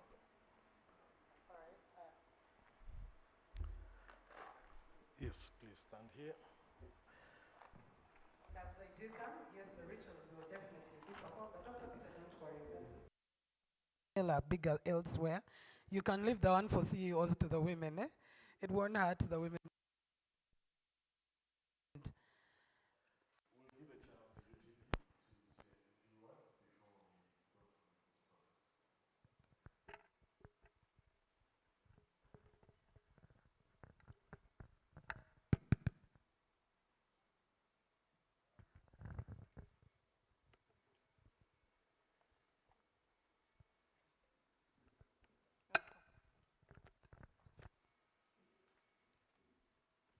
Thank you so much.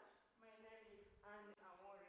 I'm a Senior Strategic Partnerships Officer at the Uganda Tourism Board and representing my CEO, Juliana Kagwa. On behalf of Uganda Tourism Board, would like to thank Jane Goodall Institute for organizing this memorable event in honor of Jane Goodall. And also we thank all the other partners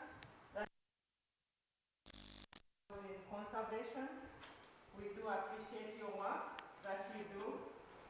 And today, as we flag off this all-women chimpanzee experience, I would like to thank all the ladies that have accepted to take part in this experience.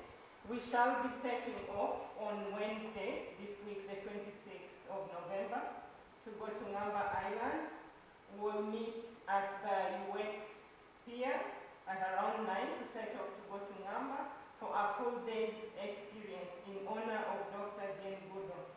We believe that this experience speaks directly to Uganda Tourism Board's commitment to responsible tourism, stronger partnerships, and conservation-driven initiatives to protect Uganda's natural heritage, but also elevating our destination's visibility, not just in Uganda, but also to the world.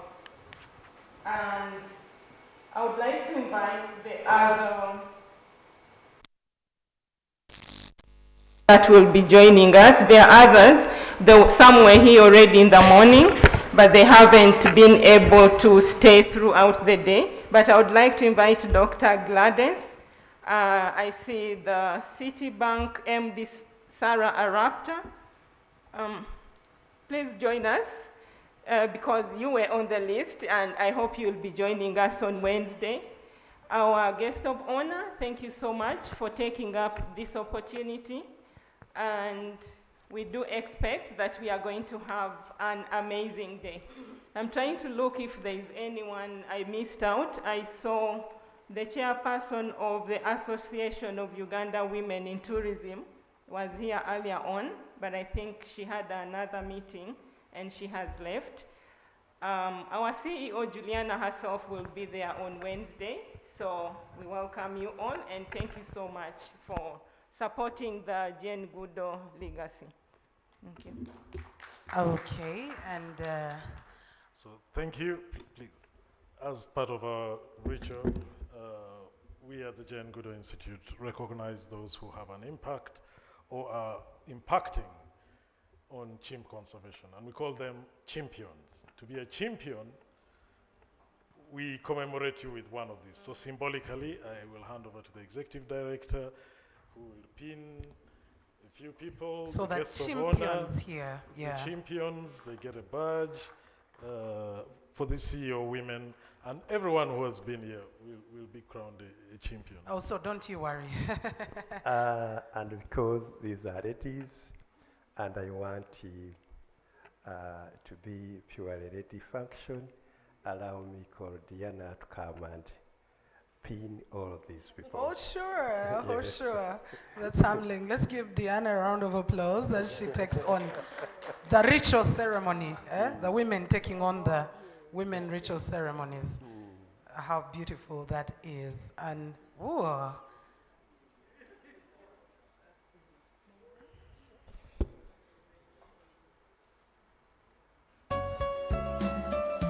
So we are decorating the champions. Yes, and with this symbol, you're tagged to be a conservation champion, a chimp conservation champion, Great. an environment and biodiversity conservation champion. There are very few champions in the world, so it's such a huge honor. It's very honoring to be at such a crowning ceremony for the champions. And like we said, conservation is not for a few. It is the responsibility of everyone.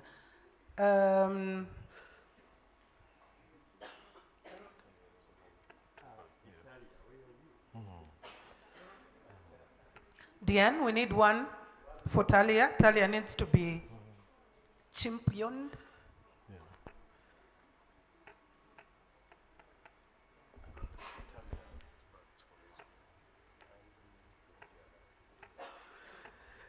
And Talia herself, with her 1 million campaign, has 2 bags which she wanted to present to the guest of honor and the British High Commission. Oh, that is very lovely. Talia, let's face to the direction of the camera as you're handing over those. Do you want to hand them over with a word? Should I get you? Okay, that's fine. I wanted to get you the mic. The cameras are right there. And Talia as well has beautiful trees for us. Now, Talia, you could cross over to the Deputy British High Commissioner, who is right there. You can come a little bit closer. Dr. Talia. Yeah.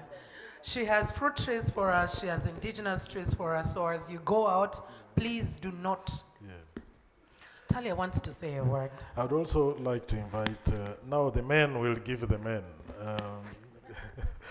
The Honorable Minister representative to come and join us to receive you, Mr. Chandia, and please, Pavin. So all I wanted to say is the reason I'm giving these bags is so that I can raise funds to buy the trees that we are providing to communities and where we're planting these trees. And I would like all of you to join us and please contribute to the 1 million tree campaign, because the 1 million tree campaign is we are planting 1 million trees around Uganda to prevent climate change, support biodiversity, and conserve the environment. Thank you, and may God bless you. So we'll have one for the men. I would like to invite the Executive Director, NFA, and we want to convert the Gorilla CEO, Dr. Seguya, come and become a champion. And now we'll have Dr. we'll have and Mr. the men will Biamkama. hand over. The rest you can please kindly. We will have now the men being chimped by our Executive Director as well. Thank you so much.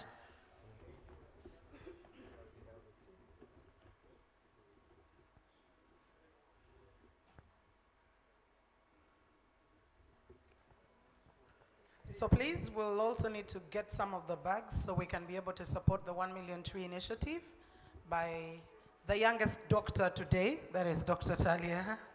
As we take this legacy on, the men are being chimped. And I love the color of the chimps themselves, the chimp tags, right? It doesn't matter what color you're wearing, it will just shine out.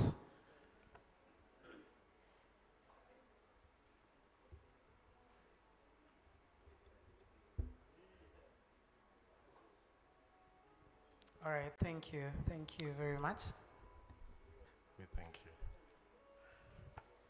I'll also ask our technical team to just be ready for the anthems, East African and Ugandan, in that reverse order. We thank you. You could have your seats. Over to you. All right, thank you very much, Dr. Peter. And of course, for some of us, the other champions, we will be reaching out and you will be able to get that tag. It's, I know many of us would want to dress up and have that tag. I want to say a special thank you, ladies and gentlemen. We didn't just come here to speak about the legacy of a great human being, but we came to remind ourselves that if she could do it, we too can be able to do it. And all we need to do is to expand that legacy further than the areas where she could be able to reach. Remembering well that we can't do conservation without the communities, without the environment. That is very key. And very important that we need to engage our young people, our youngsters, remembering that Uganda has over 80% of the population below the age of 30. I normally love to rub that in and say, how far away are you from the 30-year mark? Eh? Some of us here. We need to remember, but the president says we are former youth. Age is just a number after all, you know. But we just need to remember that we can't do anything without the people we want to involve. So the young people need to be involved, and I would like to say a special thank you to the Jane Goodall Institute for putting up such a day.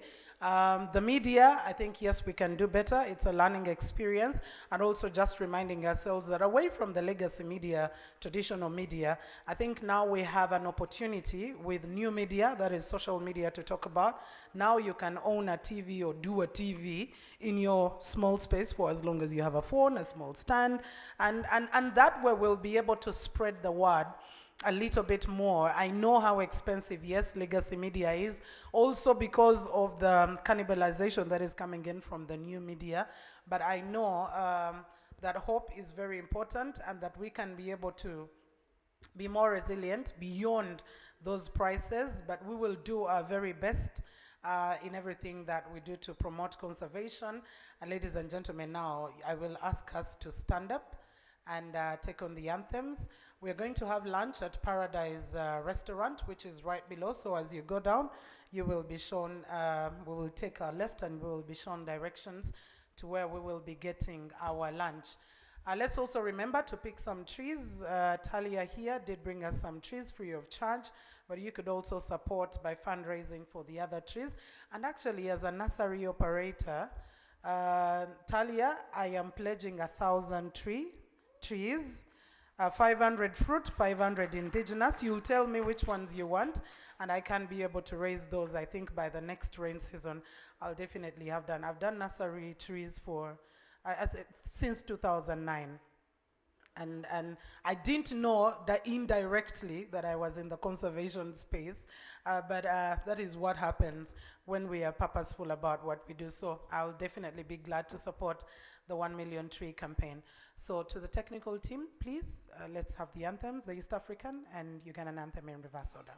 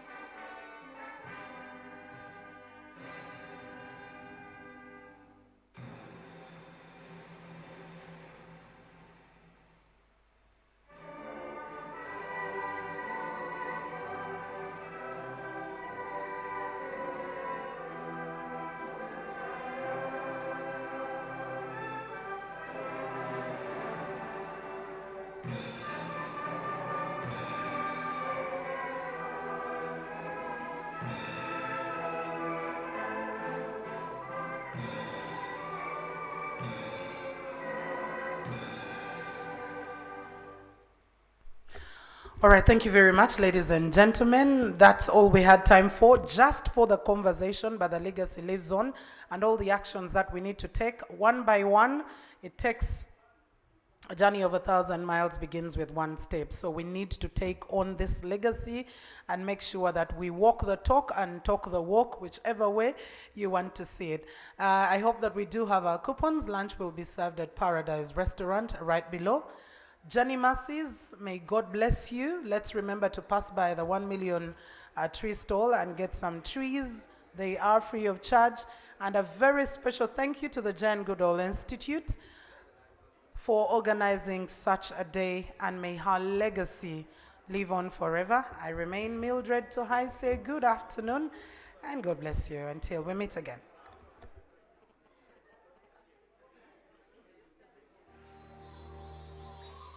This is a really exciting moment for me. The Jane Goodall Institute Chimpunga Chimpanzee Rehabilitation Center in the Republic of Congo has for years been caring for infants whose mothers were killed, mostly for the illegal bushmeat trade. Many of them are now fully grown.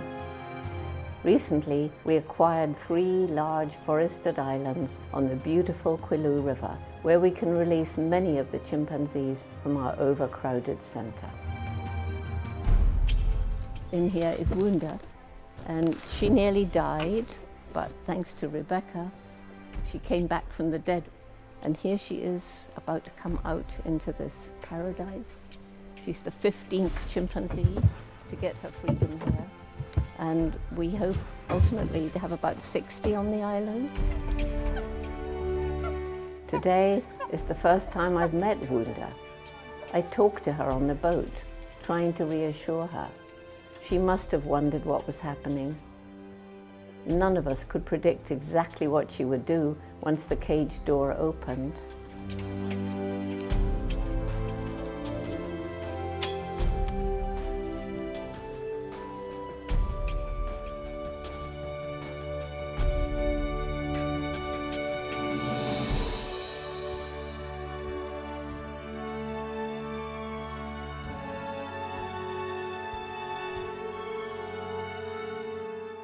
It was a very, very touching moment. One of the most amazing things that's ever happened to me. The warmth of her embrace is something I shall never forget. For Wunda and all the other chimpanzees we're working to bring here, Chinzula Island will provide a wonderful forest home where they will be cared for and safe.